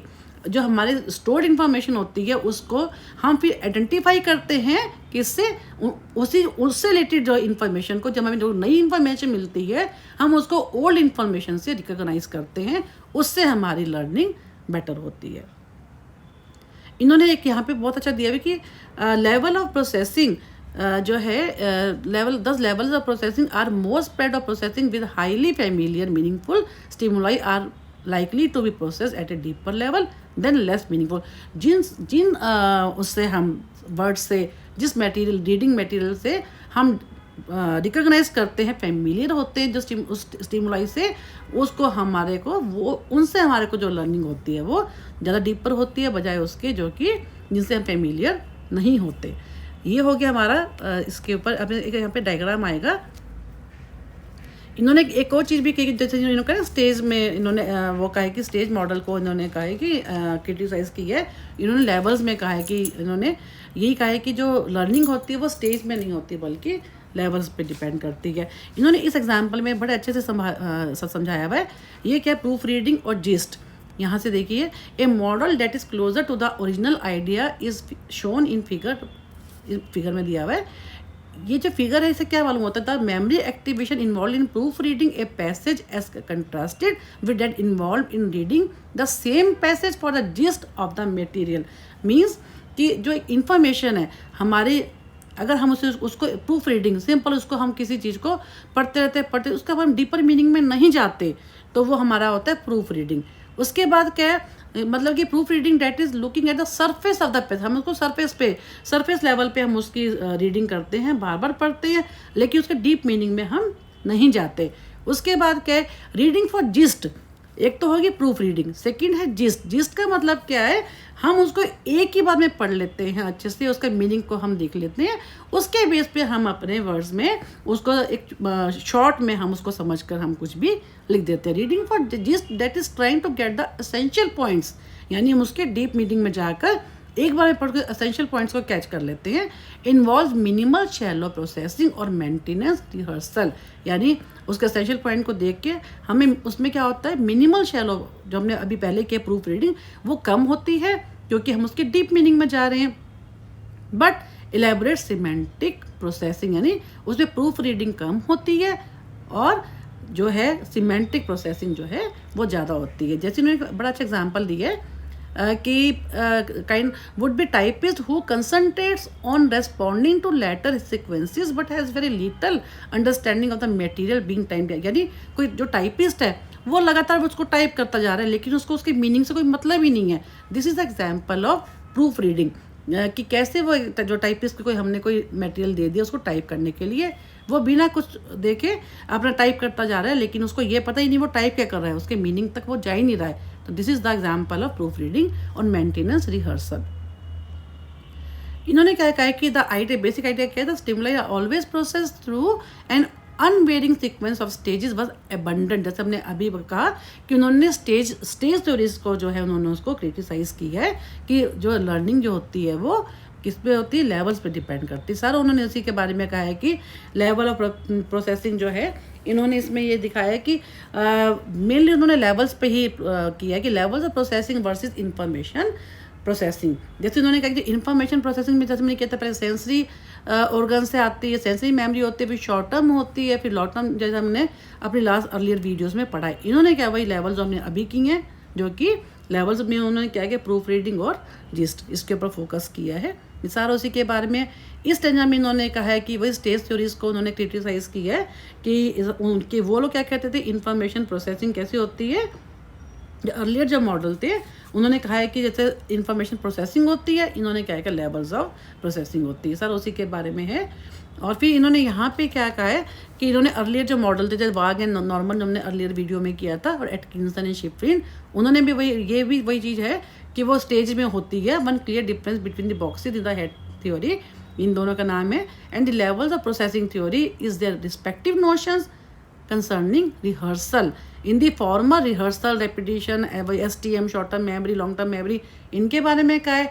जबकि इन्होंने क्या कहा है कि हम जब उस चीज़ के डीपली मीनिंग देखते हैं उस पर डिपेंड करती है हमारी मेमोरी, तब हमारी मेमोरी जो शॉर्ट टर्म से लॉन्ग टर्म में जाती है, उस चीज़ का रिहर्सल, यानी हम उस चीज़ के डीप मीनिंग में जाते हैं बजाय उसके शैलो मीनिंग में। ये सब उन्होंने यहीं पे हमारा एक मॉडल खत्म होता है।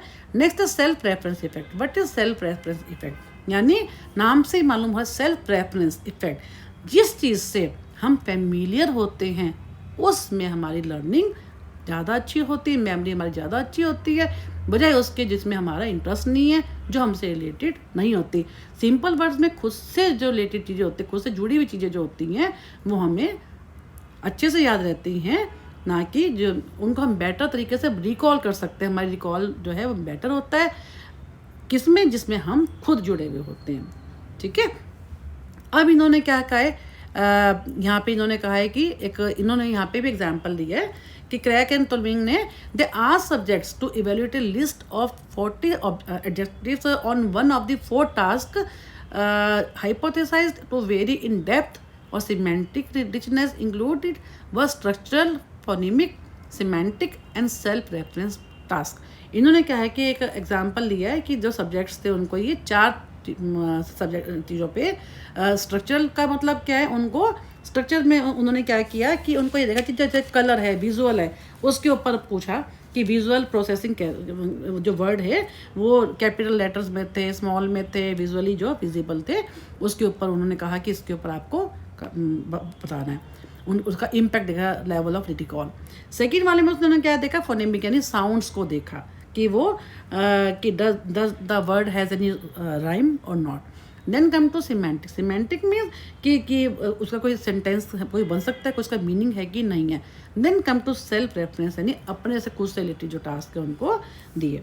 अब उन्होंने ये क्या देखा, कंक्लूजन इसमें क्या निकला कि semantically process words involve elaboration, rehearsal and deep processing which result in more accurate recall. यानी उसमें क्या है कि जिन वर्ड्स का मीनिंग ज़्यादा था या तो वो या जो खुद से जुड़े हुए थे उनका असर जो है उससे उनकी जो लर्निंग थी वो ज़्यादा बेटर हुई बजाय उसके जैसे जो दिया ना जो है it was assumed that words were deeply coded during rating should be recalled better than those words with shallow coding. After the subjects rated the words they were asked to free recall as many of the words they had rated as possible. Recall was poorest for words rated structurally, यानी जो words visually थे, जब हमने बताया कि जो कि जिसको विजुअली का मतलब क्या हमने किया था कि स्मॉल लेटर्स है और जो अल्फ़ाबेट्स में उनको करना था. इसमें उनका उन्होंने क्या कहा एक्सपेरिमेंट में कि जो है जो डीपली कोडेड यहाँ पे recall was forest for the word rated structurally, इनमें कम था. उसके बाद फोनेमिकली के जिनमें साउंड थी, कोई राइम थी उन वर्ड्स की, उसमें भी कम था. सिमेंटिकली उसके बाद सिमेंटिकली, लेकिन self reference words were recalled best. जो उनसे रिलेटेड जो वर्ड्स थे उनको उनका जो लेवल ऑफ रिकॉल था उसमें ज़्यादा था.